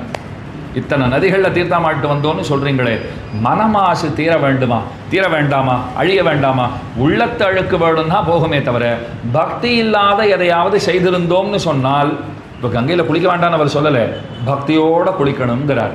அதில் குளிக்கிறது பெருமானுடைய ஸ்ரீபாத தீர்த்தங்கிற நினைவோடு குளிக்கணுமே தவிர பாவம் எல்லாம் போகிறதுக்கு அவர் இருக்கார், இந்த தண்ணீர் தான் போகணுமன்னு பகவான் போக்கி கொடுக்க போகிறார் அப்படிங்கிற நம்பிக்கையோடு நாம் அதிலே தீர்த்தமாட வேண்டும். அதனால் பக்தி இல்லாமல் செய்கிற புண்ணிய காரியங்கள் எல்லாம் யானையை குளிப்பாட்டினா போல ஆயிடும், கங்கையில் குளிக்கிறதெல்லாம் பிரயோஜனப்படாது அப்படின்னு சொல்லிட்டு நமக்கு நல்ல புத்தியை பகவான் தருவானாக அப்படின்னு பிரார்த்திக்கிறார். அதுக்கு மேலே சொல்கிறார், பகவான் லக்ஷ்மியுடன் கூடியவனாக இருக்கிறான், அவன் திருநாமத்தை எப்போதும் சொல்லி கொண்டிருந்தால் பாவிக்கு கூட கிடைக்க வேண்டிய பலனெல்லாம் கிடைச்சுடுறது. இதுக்கு ஒரு உதாரணம் சொல்கிறேன். நமனும் முற்கலனும் பேச நரகில் நின்னார்கள் கேட்க நரகமே சுவர்க்கமாகும் நாமங்களுடைய நம்பி. முத்கலன்னு ஒருத்தர் இருந்தான். அவங்ககிட்ட ஏதோ ஒன்றுக்கும் உதவாத ஒரு பசுமாடு இருந்தது. அது ஒன்றும் பால்லாம் கொடுக்கறதில்ல, ஒன்றும் கிடையாது. அவன் அதை யாருக்காவது வித்துடணும்னு பார்த்தான். அது நல்ல விலைக்கு வந்தால் விற்கலான்னு வேற பார்த்துட்டு இருந்தான். அதை யார் இப்போ நல்ல விலைக்கு வாங்க போகிறா, யாரோ ஒருத்தர் வந்தால் நான் வாங்கிக்கிறேன்னு ஏதோ பணத்தையும் கொடுத்துட்டா. அவன் அந்த மாட்டை ஒப்படைக்கிறான் பாருங்கோ. அப்போ என்னமோ அவனையும் மீறி கிருஷ்ணான்னு ஒரு வார்த்தை சொல்லிட்டான். அது வரைக்கும் பெருமாள் திருநாமம் எல்லாம் சொன்னதே கிடையாது. தப்பு தண்டா நிறையா பண்ணியிருக்கான். ஒரு தடவை கிருஷ்ணான்னு சொல்லிட்டான் பாருங்கோ, அவனை ஒரு தடவை வைகுண்டத்துக்கு அழிச்சின்னு போல நரக்கத்துக்கு அழிச்சின்னு போயிட்டான். ஏன்னா நிறைய தப்பு தண்டா பண்ணியிருக்கானோ இல்லையோ, போக வேண்டிய இடம் அதுதான் நரக்கத்திற்கு அழைத்து கொண்டு போனார்கள். அங்கே யமன் பார்த்துட்டு கேட்டான், இவனை ஏன்டா இங்கே கூட்டின்னு வந்தீங்கோன்னு கேட்டான். ஐயோ, இவன் இங்கே வர வேண்டிய ஆள் தான், நன்னா 1க்கு 2 தடவை நாங்கள் என்ன செக் பண்ணியாச்சு, இந்த இடம் தவிர அவனுக்கு போகிறதுக்கு வேறு இடம் எதுவுமே லாய்க்கு கிடையாது, இங்கே வரத்துக்கு முழு தகுதி 100% தகுதியானவன் அவன்தான். அப்போ யமன் சொன்னானா, இல்லைடா அவன் வைகுண்டத்துக்கு போகணும் அப்படின்னா. ஏன்னு கேட்டா பாருங்க, அவன் ஒரு தடவை கிருஷ்ணான்னு சொன்னான். இங்கே தான் நீங்கள் கவனமாக கேட்டுக்கணும்.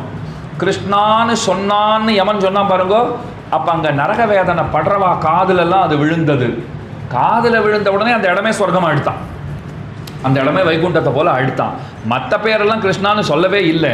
இவன் கிருஷ்ணான்னு சொன்னான்னு அவன் ஒரு தடவை சொன்னான் பாருங்கோ, அது கேட்டதே பலனாக அத்தனை பேருக்கும் நற்கதி கிடைத்ததுங்கிறான். அப்போ நாம் நன்னா இருக்கிறச்சே அந்த திருநாமங்களை சொல்லுவதும் கேட்பதும் செய்து வந்தோம் என்னால் நமக்கு எத்தனை நன்மைகள் உண்டாகும். அதைத்தான் சொல்கிறார். திருமகளோடைய கூடிய நாராயணன் அவனுடைய திருநாமத்தை சொல்லி பாவியும் கூட விரும்பிய பலனை அடைகிறான்.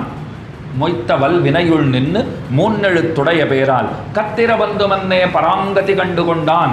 க்ஷத்ர பந்து அவர் கோவிந்தான்னு சொல்லிய நற்கதி அடைஞ்சுட்டார்.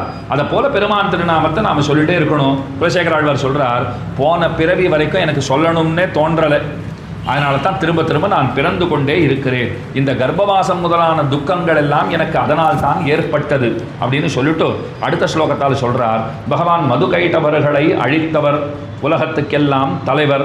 நான் எதுக்காக ஜென்மம் எடுத்திருக்கேன் தெரியுமா சுவாமி? உம்மிடத்திலே நான் வேண்டி நீர் எனக்கு அனுகிரகிக்க வேண்டியது ஒன்று உண்டு. அதை சொல்கிறேன் நான். என்னன்னா, உம்முடைய அடியவர்களுக்கு நான் எப்போதும் அடியவனாக இருக்க வேண்டும். இந்த ஸ்லோகம் முக்கியமான ஸ்லோகம், 27வது ஸ்லோகம். த்வத் பிருத்ய பிருத்ய பரிச்சாரக பிருத்ய பிருத்ய பிருத்யஸ்ய பிருத்ய இதிமாம் ஸ்மரலோகநாத. நாம் என்ன ஆசைப்படணும் தெரியுமா? உனக்கு அடியவனாக நான் ஆக வேண்டும். இல்லை இல்லை, அடியவர்களுக்கு அடியவனாக நான் ஆக வேண்டும். எந்த எல்லையில் நான் நிற்கணும்னா, திரும்பி பார்த்தா எனக்கு அப்புறம் ஒருத்தர் இருக்கக்கூடாது, அந்த இடத்துல நான் நிற்கணும். எனக்கு அடியவன் ஒருத்தன் வந்து நின்று விடவே கூடாது. கடைசி அடியவன், கடைசியாய் நிற்கிற அடியவன் இவன்தான் என்கிற அந்த ஏற்றத்தை எனக்கு தந்தருள வேண்டும் என்று பெருமானிடத்தில் கேட்டுக்கொள்ளுகிறார். அடுத்த ஸ்லோகத்தால் சொல்றார், நீ எதற்காக அற்பர்களை எல்லாம் நாட வேண்டும்? ஆண்டவனைத்தான் நீ அண்டி இருக்க வேண்டும். அற்பர்களை கொண்டாடுவதை விட்டுட்டு எப்போதும் பெருமானையே கொண்டாடி கொண்டிரு என்று நமக்கு உணர்த்துகிறார். அதுக்கு அடுத்த ஸ்லோகம் பாருங்க, மன்மதா ஜாகிரதையா இருந்துக்கோங்கிறார். காமாதி தோஷஹரம் ஆத்மபதாஸ்ரிதானாம் ராமானுஜம் யதிபதிம் பிரணமாமி மூர்த்னா. வேதாந்த தேசிகன் அழகாக ஒரு வார்த்தை சொல்கிறார். பிரம்மா எடுத்துக்கோங்க, சரஸ்வதி தேவியின் இடத்துல அத்தனை பிரியம். அவருடைய மனைவி தானே, கொஞ்சாதியை விட்டே தரமாட்டார். இப்போ யாராவது ஒருத்தர் நன்னா பேசினா, நன்னா பாடினா, நாம் என்ன சொல்கிறோம்? அவள் நாக்கில் சரஸ்வதியே குடியிருக்கிறாள்னு சொல்கிறோமா? இப்போ பிரம்மா பாருங்க, 4 தலை, நன்னா 4 தலையிலையும் 4 வேதங்களும் சொல்லிகிட்டே இருக்கார். அப்போ நாவிலே சரஸ்வதி குடியிருக்கிறாளா இல்லையா? சரஸ்வதி யார்? சொந்த பெண்டாட்டி அவருக்கு. அப்போ பெண்டாட்டியே 4 முகங்களிலும் கூடவே வச்சுட்டுருக்காருன்னு சொன்னால் அவர் பெண் பித்தர், பெண்டாட்டி பித்தருங்கிறது தேறுகிறதா இல்லையா? வேதாந்த தேசிகன் சொன்னார், பிரம்மா ரூல்ட் அவுட்டுன்னார். அவர் கொண்டாட்டிதாசராக தான் இருக்கார். அதனால் அவர் மன்மத பானத்திற்கு அவர் இலக்காகாதவர்னு சொல்ல முடியாது அப்படின்னு விட்டார். உடனே பரமசிவனாருடைய பக்தர்கள்லாம் வந்தார்.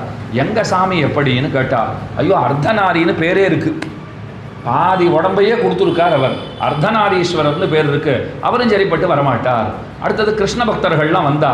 கிருஷ்ண பக்தர்கள்னாலே கேட்கறதுக்கு ஒன்றும் லாயக்கே இல்லைன்னு வச்சுக்கோங்க. இப்போ அவள் வந்தா, எங்க பெருமாள்னா கோபி ஜனங்களுக்கு கோபிகைகளுக்கு தன்னையே கொடுத்துட்டவர், கோபீஜன வல்லபன். அவளாவது ஒருத்தருக்கு தான் கொடுத்தார். இவர் எத்தனை பேர்? 16,108 கன்னிகைகள்ங்கிறார். கணக்கே கிடையாது பாருங்க, கணக்கு தெரிஞ்சு அவ்வளவு. இந்த 16,108ங்கிறது ரெக்கார்ட் வைஸ் பார்த்தா கரெக்டாக இருக்குது. ஆனால் அதை தாண்டி எத்தனை அன்னபேசியலாக எத்தனைங்கிறதெல்லாம் அவருக்கே தெரியாது. ஆனால் ஒன்று நிச்சயம், இது எதுவுமே நாம கல்யாணம் பண்ணிக்கிறா போல கல்யாணம் எல்லாம் கிடையாது. ஏன்னா பரீட்சித் மகாராஜாவை காப்பாற்றணுங்கிறச்சே பெருமாள் என்ன சொன்னார் பாருங்க, நாம் பிரம்மச்சாரிங்கிறது உண்மையானால் இந்த குழந்தை பிழைக்கட்டும்னால் குழந்தை பிழைத்தது. அவர் தன்னை பிரம்மச்சாரின்னு சொல்லிக்கிறார். 16,000 கல்யாணம் பண்ணிட்டவன் தன்னை பிரம்மச்சாரின்னு சொல்லிக்கிறான்னால் அது ஏதோ ஒரு தெய்வீகமான சம்பந்தங்கிறது நமக்கு புரிகிறது இல்லையோ? என்ன இருந்தாலும் கோபிகைகளுக்கு தன்னை பெருமாள் கொடுத்துட்டார். அதனால அவரும் காமபானத்திற்கு வசப்படாதவர்னு சொல்ல போகாது. உண்மையான விஷ்ணு பக்தர்கள் தான் காமபானத்திற்கு வசப்படாதவர்கள்னுட்டு ராமானுஜ பக்தர்களை வேதாந்த தேசிகன் ரொம்ப வசத்தியாக கொண்டாடுறார். அதைத்தான் இந்த இடத்துல இவரும் சொல்றார். மன்மதனே, முகுந்தனின் திருவடிகள் வசிக்கும் என்னுடைய மனம். என் மனசில் பகவானுடைய திருவடிகள் தான் இருக்குது, அதனால் நீ இந்த மனசில் நிச்சயமாக இருக்க முடியாது, நீ ஏற்கனவே சிவபெருமானாலே எரிக்கப்பட்டவன், அதனால் நீ ஞாபகம் வச்சுக்கோ, என்னை ஏதாவது பண்ணினாயாகில் என் முராரியினுடைய சக்கரம் ஒன்றை விடாது. அவர் பிள்ளையா பக்தனானா பக்தனைத்தான் பார்ப்பார், பிள்ளைய கூட விடமாட்டார். ஏன்னா மன்மதன் பெருமானுடைய பிள்ளை என்று அறியப்படுகிறவன். பிள்ளையா பக்தர்களானா ஒரு மனுநீதி சோழனே தர்மத்துக்காக பிள்ளையை விட்டு கொடுத்துருக்கான்னு பார்த்துருக்கோமா? பகவான் விட்டு கொடுத்துருவாரா பக்தர்களை? அதனால் பக்தர்களை ஒருபோதும் விட்டே தரமாட்டார். அதனால் அவர் ஞாபகத்திலே வைத்துக்கொள், என்னிடத்திலே வாலாட்டாதே என்று சொல்லுகிறார். அதற்கு அடுத்த ஸ்லோகத்தாலே திரும்பவும் தன்னுடைய நாக்கை பார்த்து சொல்றார், நீ நாராயணனுடைய திருநாமத்தையே எப்போதும் சொல்லிக் கொண்டிருன்னு சொல்றார். அதுக்கு அடுத்தது திரும்ப இன்னொரு ஸ்லோகத்தால் தெரியுமா சொல்றார், ஏற்கனவே கண்ணன் தான் மருந்துன்னு சொல்லிட்டேன், அதனால மற்ற மருந்துகளை எல்லாம் அகற்றுங்கிறார். சில பக்தர்கள் அப்படி நிஜமாவே இருந்திருக்கா தெரியுமோ? என்ன உடம்பு வந்தாலும் திருத்துழாயை கொஞ்சம் வாயில் போட்டுப்பா, பெருமாள் தீர்த்தத்தை வாங்கிப்பா, மற்ற எந்த மாத்திரையும் தொடவே மாட்டான். அவன் என்ன தெரியுமா சொல்கிறா, ஏமாத்தாத மாத்திரை பெருமாள் ஒருத்தர் தான், இந்த மாத்திரையெல்லாம் ஏமாத்திரை தான்னு விடுறான். மாத்திரையேன்னு எடுத்து வாயில் போட்டுட்டா அது ஏமாத்திரனேன்னு பண்ணிட்டு போடுறது. ஏமாத்தாதவர் பெருமாள் ஒருத்தர் தானே இருக்கார், அந்த மாத்திரையைத்தான் நாம் எடுத்துக்கணுங்கிறத சொல்கிறார். அதற்கு அடுத்தது சொல்கிறார், உன்னை நான் எப்படி அறிந்து கொண்டேன்னு சொல்லுகிறேன், நான் எப்படி தெரிஞ்சுருக்கேன்னு சொல்கிறேன் பெருமானே, நன்றாக கேள். உன்னுடைய மனைவி ஸ்ரீ மகாலட்சுமின்னு தெரிஞ்சுருக்கேன், உன்னுடைய பிள்ளைதான் பிரம்மான்னு தெரிஞ்சுருக்கேன், உன்னை வேதம்தான் துதிக்கிறதுன்னு தெரிஞ்சுருக்கேன், தேவர்கள் அத்தனை பேரும் உனக்கு பணியாட்கள்னு தெரிஞ்சுருக்கேன், மோட்சத்தை நீதான் தர முடியும்னு தெரிஞ்சுருக்கேன், இந்த மாயை உன் வச இருப்பதுங்கிறத தெரிஞ்சுருக்கேன், நீ அவதாரம் பண்ணும்போது தேவகி பிராட்டி உனக்கு தாயார்னு தெரிஞ்சுருக்கேன், அர்ஜுனன் உன்னுடைய நண்பன்னு தெரிஞ்சுருக்கேன். இந்த சிறந்த அம்சங்களை காட்டிலும் இதை தவிர உன்னை பற்றி நான் வேறு எதுவும் தெரிஞ்சிக்கல என்று பெருமானிடத்திலே சொல்லுகிறார். அதற்கடுத்தது கண்ணன் தான் எல்லாம்ங்கிறத நமக்கு சொல்லுகிறார்.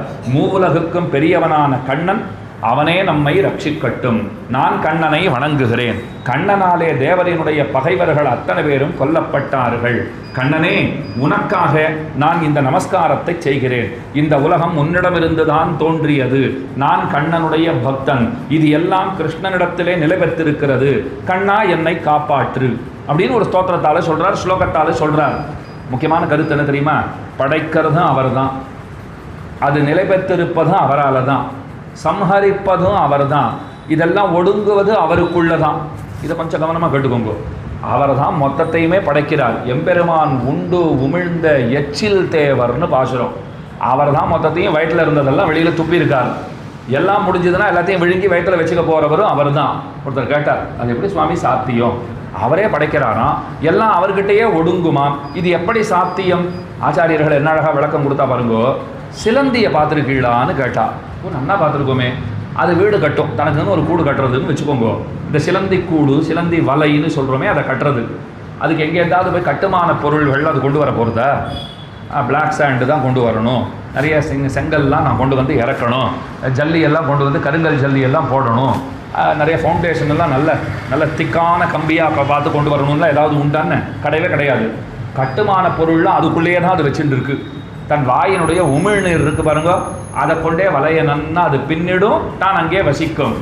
திரும்ப நீங்கள் எப்பயாவது கவனிச்சிருக்கலாம், அது மொத்தத்தையும் ஒரு நூலாக இழுத்து இழுத்து இழுத்து தனக்குள்ளேயே தன் வாயினுள்ளேயே செலுத்தி கொள்ளும். ஆச்சாரியர்கள்லாம் கேட்டால், ஒரு சாதாரண சிலந்திக்கு இந்த சக்தி இருக்கும்போது பகவானுக்கு இருக்காதான்னு கேட்டுட்டா. அதனால் எல்லாம் அவர்கிட்ட இருந்து தான் வெளிப்படுறது. அவர் தான் எல்லாவற்றையும் நிலைபெற்றிருக்கும்படி செய்திருக்கிறார். சம்ஹார காலத்தில் அத்தனையையும் எடுத்துக்கொள்கிறவர் அவர்தான். அவர் நம்மை காக்கட்டும் என்று இந்த ஸ்லோகத்தாலே விண்ணப்பித்து கொண்டு அடுத்த ஸ்லோகம் என்னை கரையேற்றுன்னு சொல்லுகிறார். பெருமானே, நான் திரும்ப திரும்ப புலம்பிக் கொண்டே இருக்கிறேன். ஏன்னா இந்த உலகம் என்னால் இருக்கவே முடியல. என்ன இப்போ ஆஸ்பத்திரியில் கொண்டு போய் சேர்த்தா சில பேர் புலம்புவா வருங்க, இங்கே என்னால் இருக்கவே முடியல, எல்லாத்தையும் பிடுங்கி போட்டுவிட்டு நான் வந்துடுறேங்கிற வருங்க. அதே தான் இவர் சொல்லிட்டு இருக்கார். சம்சாரம் ஆஸ்பத்திரியாட்டம் இருக்குது, இங்கே என்னால் இருக்கவே முடியாது, என்னை உடனடியாக கொண்டு போய் உன்னிடத்திலே சேர்த்துக்கொள் என்று கதறுகிறார். அடுத்த ஸ்லோகம், நமாமி நாராயண பாத பங்கஜம் கரோமி நாராயண பூஜனம் சதா வதாமி நாராயண நாம நிர்மலம் ஸ்மராமி நாராயண தத்துவம் அவ்யயம். எப்போதும் நாராயணனுடைய திருவடி இணைத்தாமரைகளை வணங்குகிறேன். உங்களுக்கு தோன்றலாம், இதெல்லாம் பெரும்பாலான கருத்துக்கள் அவர் சொன்னதே தான் சொல்லிட்டு இருக்கார் போல் இருக்கே. சொன்னதே தான் சொல்லிட்டு இருக்கார். பக்தர்களுக்கு வேறு எதுவும் புதுசாக சொல்லவே தெரியாது. இப்போ கூட பாருங்கள், ராமாயணம் படமாக எடுத்து வரப்போகிறதுன்னு ஒரு ட்ரெய்லரை பார்த்தேன். புதுசாக ஏதாவது சொல்ல போகிறாளா? ஆனால் இன்றைக்கி தயாரிப்பாளர்களாக ஏதோ புதுசாக ராமனுக்கே தெரியாத கதையெல்லாம் ராமாயணத்தில் கொண்டு போய் சொருகிடுறான். அதனால் ட்ரெய்லரை பார்த்தா கொஞ்சம் பரவாயில்ல, நன்னா இருக்கா போல் இருக்குதுன்னு சில பேர் சொன்னால், நானும் பார்த்தேன், ஒன்றும் அவ்வளோ கவனித்து பார்க்கலேன்னு வச்சுக்கோங்க. கொஞ்சம் பிரம்மாண்டம் எல்லாம் தெரியறது ராமன் கதை. ஆனால் அதில் அவர் காட்டுக்கு புறப்பட்டு போச்சு ஒவ்வொன்று அழுதுட்டு போகிற மாதிரி காண்பிச்சிருக்கா. அப்போவே கொஞ்சம் நெருடலாக தான் இருந்தது. ஏன்னா ராமாயணம் என்ன சொல்கிறது, சந்தோஷமாக புறப்பட்டு போனாருங்கிறது. மீதி பேரெல்லாம் தான் அழுதாளே தவிர அவர் அழவே இல்லை. அவர் எப்படாப்பா காட்டுக்கு போவோன்னு காத்துட்டு இருந்தார். அத்தனை சந்தோஷமாக போயிருக்கார். அப்போதலர்ந்த தாமரையை வென்றதம்மான்னு கம்பர் பாடியிருக்கார். காட்டுக்கு போன உடனே மலர்ந்த தாமரை போன்றிருக்கிற ராமனுடைய திருமுக மண்டலம் இன்னமும் நன்கு விகசித்தது, இன்னும் நன்னா அலர்ந்து மலர்ந்து விரிந்து காணப்பட்டதுன்னு அவர் சொல்லி வச்சிருக்கார். நான் பார்த்தேன், இது ஒன்று தப்பாக இருக்குன்னா இது ஒன்று தான் தப்பாக இருக்குமா, இல்லை எல்லாமே தப்பாக இருக்குமான்னு இப்போ தெரியல. ஆனால் அதே ராமாயணம் தானே, திரும்ப திரும்ப அதைத்தான் நமக்கு காட்டுகிறார்கள். எத்தனை தடவை பார்த்தாலும் சலிப்புங்கிறது ஏற்படுறதே கிடையாது. அதுதான் ஒரு உபன்யாசத்தில் சொன்னேன். மகாபாரதம் 5வது வேதமாக இருக்கலாம், ஆனால் மகாபாரதம்ங்கிறது எப்படிப்பட்டதுன்னா, இப்போ சில படங்களுக்கெல்லாம் சர்டிஃபிகேட் கொடுக்குறா பாருங்க சென்சார் போர்டில், அதில் மேலே ஏன்னு எழுதி கொடுத்துருவா. வன்முறை காட்சி அதிகமாக இருக்கிறது அப்படின்னு விடுவா. கேட்டா அப்படின்னா என்ன அர்த்தம்? நீங்கள் குழந்தைகளை அழைச்சிட்டே போக முடியாதுன்னு அர்த்தம். மகாபாரதம் ரொம்ப வசந்த கிரந்தம் தான், ஆனால் குழந்தைகளுக்கு சொல்கிறா போல கிரந்தமாக இருக்கான்னா இல்லைங்கிறது தான் உண்மை. என்ன சுவாமி அதுக்கு நான் அது என்ன ஏ சர்டிஃபிகேட் படத்துக்கு சொல்லலாமன்னா, அதுக்கு நான் உங்களுக்கு புரியறதுக்கு சொல்ல வந்த ஒரு உதாரணம் தான் அது. வன்முறை காட்சி அதிகம் இருந்ததுன்னா அதுக்கு ஒரு சர்டிஃபிகேட் கொடுத்துட்றாளோ இல்லையோ. மகாபாரதம் அப்படித்தான். அது கதையெல்லாம் நமக்கு இப்படி நடக்குமான்னு நாமே புருவங்களை உயர்த்தக்கூடிய பல நிகழ்ச்சிகள் மகாபாரதத்திலே உண்டு. அதை நம்ம குழந்தைகளுக்கு எடுத்து சொன்னால் புரிகிற பக்குவெல்லாம் அவளுக்கு இருக்காது. நமக்கே அதை புரிஞ்சுக்கிறது கொஞ்சம் கஷ்டமாக தான் இருக்கும். ஆனால் ராமாயணத்தில் இந்த தொந்தரவெல்லாம் கிடையாது. பாருங்க, நடந்த சரித்திரம், ரொம்ப இனிமையான சரித்திரம், ஒரு தெளிந்த ஒரு நீரோட்டத்தை போல இருக்கிற சரித்திரம். நன்னா சொல்லிட்டு போயிட்டே இருக்கலாம். திரும்ப திரும்ப அதையே தான் காட்டுறா. போர் அடிக்கலையோ இல்லையோ, பக்தர்கள் திரும்ப திரும்ப அதை அனுபவிச்சுன்னு தானே இருக்கா. அதை போலத்தான் குலசேகர பெருமாளும் திரும்ப திரும்ப அதையே பிரார்த்தித்து கொண்டிருக்கிறார். என்னை கரையேற்று கரையேற்று கரையேற்று. அதுக்கு மேலே சொல்றார், எப்போதும் எனக்கு அனைத்தும் நாராயணன் தான்ங்கிறத சொல்லிட்டு நம்ம பார்த்து சொல்லுகிறார், நீங்கள் பகவன் நாமத்தை எப்போதும் ஜபம் செய்யுங்கோள். ஸ்ரீநாத நாராயண வாசுதேவ ஸ்ரீகிருஷ்ண பக்த பிரிய சக்கரபாணே ஸ்ரீ பத்மநாபாச்சுத கைட்டபாரே ஸ்ரீராம பத்மாட்ச ஹரே முராரே என்று இந்த திருநாமங்களை எப்போதும் சொல்லிக் கொண்டிருங்கள். செடியாய வல்வினைகள் நீக்கும் திருமால் உங்களுடைய அத்தனை வல்வினைகளையும் நீக்கி கொடுப்பார் அப்படின்னு நமக்கு சொல்லுகிறார். அடுத்தது சொல்றார், நம்மளை பார்த்துட்டு இப்படி பகவானை மறந்துட்டு உட்காந்துருக்கீழே நன்னா இருக்கான்னு கேட்கிறார். அனந்த வைகுண்ட முகுந்த கிருஷ்ண கோவிந்த தாமோதர மாதவேதி வக்தும் சமர்த்தோபி ந வக்தி கஷ்டித். சொல்ல தெரிஞ்சும் சொல்ல மாட்டேன்றீங்களே. அவர் வேதனைப்படுறார். நாம வேதனைப்படுறதுக்கு அவர் வேதனைப்பட்டுருக்கார் பாருங்க. சொல்ல தெரிஞ்சு நான் சொல்லாதவனா இருக்கேனே நாம சொல்லணும், சொல்ல மாட்டோம்னு அதுவும் அவருக்கு தெரிஞ்சு போச்சு. சொல்லவும் சொல்லலைங்கிற கவலையும் படலை.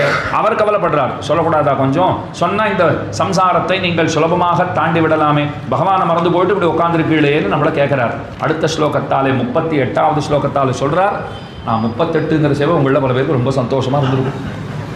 இவ்வளோ நாள் சொன்னதில் சந்தோஷம் வந்ததா இல்லையான்னு எனக்கு தெரியாது. பல 38ன்னு சொன்னீங்க, வயத்தில் பாலை வார்த்தீர் சுவாமி நீர், இன்னும் 2 ஸ்லோகம் தான் இருக்குன்னா. ஒரு சில பிரதிகளில் 45 ஸ்லோகம் இருக்குது. பயப்படாதீங்க, எங்கிட்ட இருக்கிற பிரதிகளில் அந்த புக்கு இல்லை. 40 ஸ்லோகம் இருக்கிற புத்தகத்தை தான் அடியன் வச்சுட்டு இருக்கேன். 38வது ஸ்லோகத்தில் சொல்கிறார், முக்தியை பகவான் தான் அளிக்க வல்லவன், அவனை விட்டுடாதீங்கோ என்று நம்மிடத்திலே சொல்லுகிறார். முடிவில்லாதவனாய் அழிவில்லாதவனாய் எப்போதும் பக்தர்களுடைய மனங்களிலே குடிகொண்டிருப்பவனான ஸ்ரீமன் நாராயணன் தன் பக்தர்களுக்கு எப்போதும் அபயம் அளிக்கிறார். இந்த கையை எப்படி வச்சுருக்கார் பாருங்க. அஞ்சாதேன்னு நம்மளை பார்த்து சொல்கிறார், கவலைப்படாதே நான் இருக்கிறேன்னு சொல்கிறதுக்கு தான் இந்த கையை இப்படி காண்பிச்சுருக்கார். அவரை எப்போதும் தியானம் செய்கிறவர்கள் உயர்ந்த லோகமான வைகுண்டத்தை நிச்சயமாக அடைவார்கள் அப்படின்னு சொல்லிட்டு திருப்பார்கடல்ல பகவான் படுத்திருப்பதை ஒரு கணம் சிந்திக்கிறார். பகவானுக்கு 5 நிலைகள்னு உண்டு. வைகுண்டத்திலே இருப்பு முதல் நிலை, திருப்பார்கடலிலே கிடக்கின்ற நிலை 2வது, ராமகிருஷ்ணாதி அவதாரங்கள் 3வது, ஓரொருத்தர் உள்ளத்திலேயும் உரைகின்றார் 4வது, கோயில்களில் படங்களில் நமக்கு காட்சி தருகிறார் 5வது. இந்த 5 நிலை இருக்குது. 5ல் எது ரொம்ப வசதியானது சொல்லுங்க? இதுதான் வசதியானது. நாம் வைகுண்டம்னு நினச்சிட்டு இருப்போம். அது இந்த உடம்போடு போக முடியாது, போனால் வர முடியாது. போய் பார்த்தவன் ஒருத்தனும் அது இப்படி இருக்குது அப்படி இருக்குன்னு வந்து சொல்கிறவனாவும் இல்லை. போன வெள்ளம் யாராவது லெட்டர் போட்டாளா, இங்கே ரொம்ப சௌகரியமாக இருக்கும் வாங்கோன்னு யாராவது ஒருத்தர் இத்தனை வெள்ளம் போயிருக்காள், ரொம்ப சௌகரியமாக இருக்கும் உங்களுக்குன்னு கூட நான் அவரிடம் பார்த்து வச்சுருக்கேன். ஒரு சீட் நான் ஒரு கர்ச்சீஃபை போட்டு வச்சுருக்கேன். 6 அடி 7 அடி மனுஷனுக்கு இல்லாத பெருமை நம்ம ஊர் பேருந்துகளில் அந்த 1.5 கைக்குட்டைக்கு உண்டு தெரியுமோ? அதை தூக்கி போட்டால் போதும். நீங்கள் என்ன தான் பெரிய மற்ற கஜத்தை போல் போய் நின்றாலும், சார் கர்ச்சீஃப் போட்டிருக்காரு அவர் அப்படின்னு விடுவா. அந்த கைக்குட்டையை பார்க்குறச்சு ஒரு கோபம் வரும் பாருங்க. இவ்வளோ பெருசாக நிற்கிறேன், எனக்கு இல்லாத மரியாதை அதுக்கு ஏற்பட்டு போச்சேன்னு விட்டு. அந்த மாதிரி வைகுண்டத்தில் யாராவது போட்டு வச்சிருக்காளா? போட்டு வச்சிருந்தாலும் போட்டு வச்சிருக்கேன்னு சொல்லியிருக்காளா? அப்போ நமக்கு சுலபமாக இருப்பது இந்த அர்ச்சைங்கிற நிலைமை தானே. நம்ம போய் சேவிச்சுட்டு திரும்ப வீட்டுக்கும் வந்துவிடலாம். அந்த மாதிரி சுலபமாக இருக்கார். எல்லா சக்திகளோடு இருக்கிறவர் தான் இவரும். ஆனால் அந்த சக்திகளை வெளிக்காட்டி கொள்ளாமல் இருக்கிறார், அவ்வளவுதான். அவர் வெளிக்காட்டிக்காமல் இருக்காரோ நாம் பிழைச்சோங்கிறதையும் நினைவில் வச்சுக்கோங்க. இல்லைன்னா நாம் நீங்கள் 4 தோசை அவருக்கு கொண்டு வந்து வச்ச உடனே இன்றைக்கின்னு பார்த்து நம்ம ரொம்ப பசியாக இருக்குது, இன்னொரு 50 கொண்டான்னு சொன்னால் நிலைமை என்ன ஆகும்? 50 4 கேட்டாலே போடுறதுக்கு இப்போ நம்ம தயாராக இல்லை. இதில் 50 ரொம்ப தூரம். அவர் என்ன சொல்லணும்? யார் போடுறாலோ அந்த போடு பான்னுடுவோம். யாரும் போட மாட்டான்னு அவர் தெரியும். அதனால் அவர் நீ என்ன காட்டுறதை காட்டு, போடுறத போடு, நான் சாப்பிட்றத சாப்பிட்றேன். ஒரு நாள் விட்டு போச்சுன்னா அடுத்த நாள் கேட்குறாரா, நேற்று சோறே போடலையேன்னு கேட்குறாரா பாருங்க. அவர் கேட்க மாட்டார். என்கிட்ட ஒருத்தர் கேட்டார், ஏன் அவர் கேட்கறது இல்லைன்னார். கேட்டால் நீ இன்றைக்கி போடுறதும் போட மாட்டியோன்னு அவருக்கு பயம். ஓ, நீ இந்த கேள்வியெலாம் அவரை கேட்க ஆரம்பிச்சிட்டியா, நீ கிளம்பு அப்படின்னு சொல்லிட்டு அவர் என்ன பண்ணுவார்? அதனால் 5 நிலைகளில் ரொம்ப வசதியான நிலை, சக்தி அதிகம் இருக்கிற நிலை இதுதான். ஆனால் அதை வெளிக்காட்டி கொள்ளாமல் அவர் இருக்கிறார். அப்போ 2வது நிலை வியூக நிலை. அங்கே படுத்துண்டு தான் பெருமாள் என்னென்ன செய்யணும், யார் யாரை எப்படி எப்படி ரட்சிக்க வேண்டும், யார் யாரை இங்கே கூட்டின்னு வரணும், எல்லாம் இந்த விசாரம் எல்லாம், இந்த பிளானிங் எல்லாம் போடுற இடம் இருக்கும் இல்லையோ. பார்க்கடலிலே பள்ளி கொண்டிருக்கிற நிலை. க்ஷீரசாகர தரங்க ஸ்ரீகராசார தாரகித சாரு மூர்த்தையே போகி போக சயனீய ஷாயினே மாதவாய மதுவித்விஷே நமஹா. இந்த ஸ்லோகத்தை தான் தினந்தோறும் பூஜை திருவாராதனை முடிச்சுட்டு பகவானை சயனம் பண்ணுறோம் பாருங்கோ. அப்போ சொல்ல வேண்டிய ஸ்லோகம்னு சொல்லுவார்கள். பகவான் திருப்பார்க்கடலிலே ஆதிசேஷனுடைய திருமேனியாகிற படுக்கையிலே பள்ளி கொண்டிருக்கிறார். அவர் திருமேனி அப்படியே கண்ணமூடின்னு தியானம் பண்ணுறார் பாருங்கோ. அலை அடிக்கிறது பார்க்கடல்ல. அந்த அலைத்துளிகள் எல்லாம் வெள்ளை வெளையர்னு இருக்கு பாருங்கோ.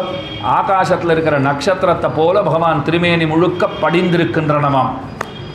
அந்த அலை அடித்து அந்த பால் துளியெல்லாம் போய் திருமேனியில் போய் விழுந்திருக்கு. ஆகாசத்தில் இருக்கிற நட்சத்திரம் போல அந்த காட்சி அவருக்கு தெரிகிறது. அப்படிப்பட்ட ஸ்ரீமன் நாராயணனுக்கு எப்போதும் வெற்றி உண்டாகட்டும். முதல்ல ஸ்ரீவல்லபேத்தின்னு ஆரம்பிச்சுட்டு அதுக்கு மேலே 2வது ஸ்லோகம் ஜெயத்து ஜெயத்துன்னு சொன்னாரா. இப்போ முடிக்கிறச்சேவன் என்ன சொல்லிட்டாரு பாருங்க, பெருமானுக்கு வெற்றி உண்டாகட்டும். அப்போ ஸ்தோத்திரத்தினுடைய ஒரு முடிவான கருத்து என்னன்னால், பகவான் எப்போதும் வெற்றி பெற்று விளங்க கடவது. என் வெற்றியை நான் கேட்கறதுக்காக வரலப்பா, உன் வெற்றியை கேட்டுக்கொண்டு தான் வந்திருக்கிறேன். பல்லாண்டு பல்லாண்டு பல்லாயிரத்தாண்டு பலகோடி 100,000 மல்லாண்டதின் தோள் மணிவண்ணா உன் சேவடி செவ்வி திருக்காப்புன்னு பல்லாண்டு பாடியிருக்கார். கடைசி ஸ்லோகம் இதை தான் எழுதியிருக்கேங்கிறத சொல்லணும் இல்லையோ. அவர் அதை சொல்லுகிறார்.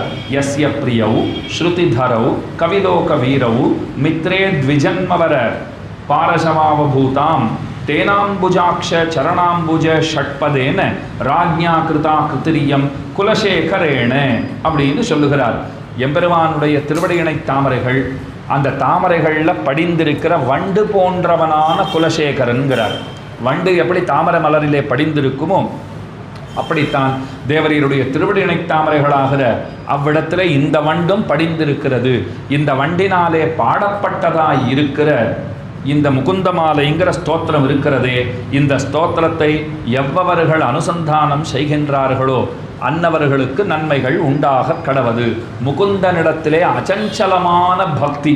நமக்கு வேறு ஏதாவது வேண்டுமா? இப்போ மீதி எல்லாம் நமக்கு தேவைக்கு அதிகமாகத்தான் அவர் கொடுத்துருக்கார். நம்ம தகுதிக்கு அதிகமாகவே கொடுத்துருக்கிறாருங்கிறது தான் நிஜம். நீங்கள் ஒப்புக்கொள்ள மறுத்தாலும் அதுதான் நிஜம். ஏன்னா நம்ம தகுதி என்ன நாம் நினச்சிட்டு இருக்கிறது நம்ம தகுதி ஆகாது. நம்ம அசல் தகுதி அவருக்கு தானே தெரியும். அதனால் எல்லாம் நமக்கு நிறைவாகத்தான் கொடுத்துருக்காரு. ஒன்றும் குறைவே கிடையாது. குறை தான் பட்டுக்கணும்னா பட்டுட்டே இருக்க வேண்டியது தான். எங்கேயாவது அதுக்கு முடிவுன்னு ஒன்று இருக்கான்னு பாருங்க.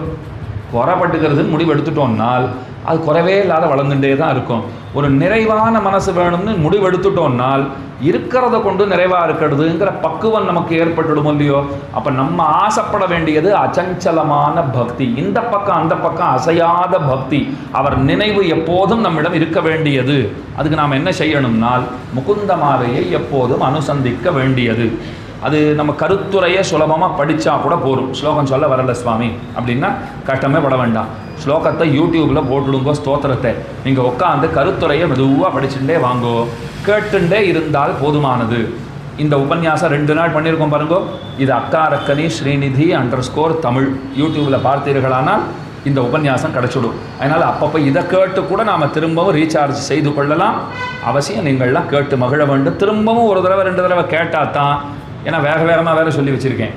அது கொஞ்சம் ஓரளவு நமக்கு புரியணும்னா திரும்ப கண்டிப்பாக கேட்கணும் தான். கேட்பீர்கள்ங்கிற நம்பிக்கையோடு உங்களுக்கு முகுந்தனுடைய அனுகிரகம் எப்போதும் கிடைக்க வேண்டுங்கிற அந்த பிரார்த்தனையோடு 8:15 முடிக்கிறேன்னு சரியா 8:15 இந்த ஸ்தோத்திர கிரந்தம்ங்கிறது ரொம்ப ஆச்சரியமாக நிறைவுற்றது. இதை நல்லபடியாக நடத்தி கொடுத்த உங்கள் அனைவருக்கும் அடியனுடைய பிரணாமங்களை சொல்லிக்கொண்டு, இந்த விழா ஏற்பாட்டாளர்கள் முதல்ல ஆடி மாதம் மார்கழி மாதம்னு 2 மாதம் நடந்துட்டு இருந்தது. போன வருஷமே சொன்னேன், திரும்ப நீங்கள்லாம் முயற்சி எடுத்து மார்கழி மாதத்தில் அது சிறிய அளவில் நடத்தினா கூட சரி, உங்களில் ஒருத்தர் பேசினா கூட சரி, நாங்கள் எங்களெல்லாம் கூட்டு தான் நீங்கள் சாப்பாடு போட்டு சொல்ல வைக்கணும்னு சொல்லலை. நீங்களே கூட யாராவது ஒருத்தர் ஒரு நாளைக்கு ஒரு அரை மணி காலம் இதை போல கூடியிருந்து ஒரு பாட்டினுடைய அர்த்தத்தை தெரிந்த அளவிலே சொல்லுங்கள். மார்கழி மாதமும் நிற்காமல் நடத்தப்பட வேண்டும்ங்கிற அந்த ஆசையை வேற யார் சொன்னான்னு எனக்கு தெரியல.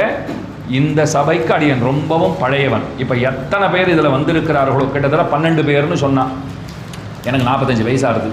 இந்த 12 பேர்களுக்குள்ளே சத்தியமாக உறுதியாக சொல்லுகிறேன், என் அளவிற்கு பழமையானவர்கள் யாரும் இல்லைன்னு சொல்கிற அளவுக்கு சீனியர் ஆயாச்சு.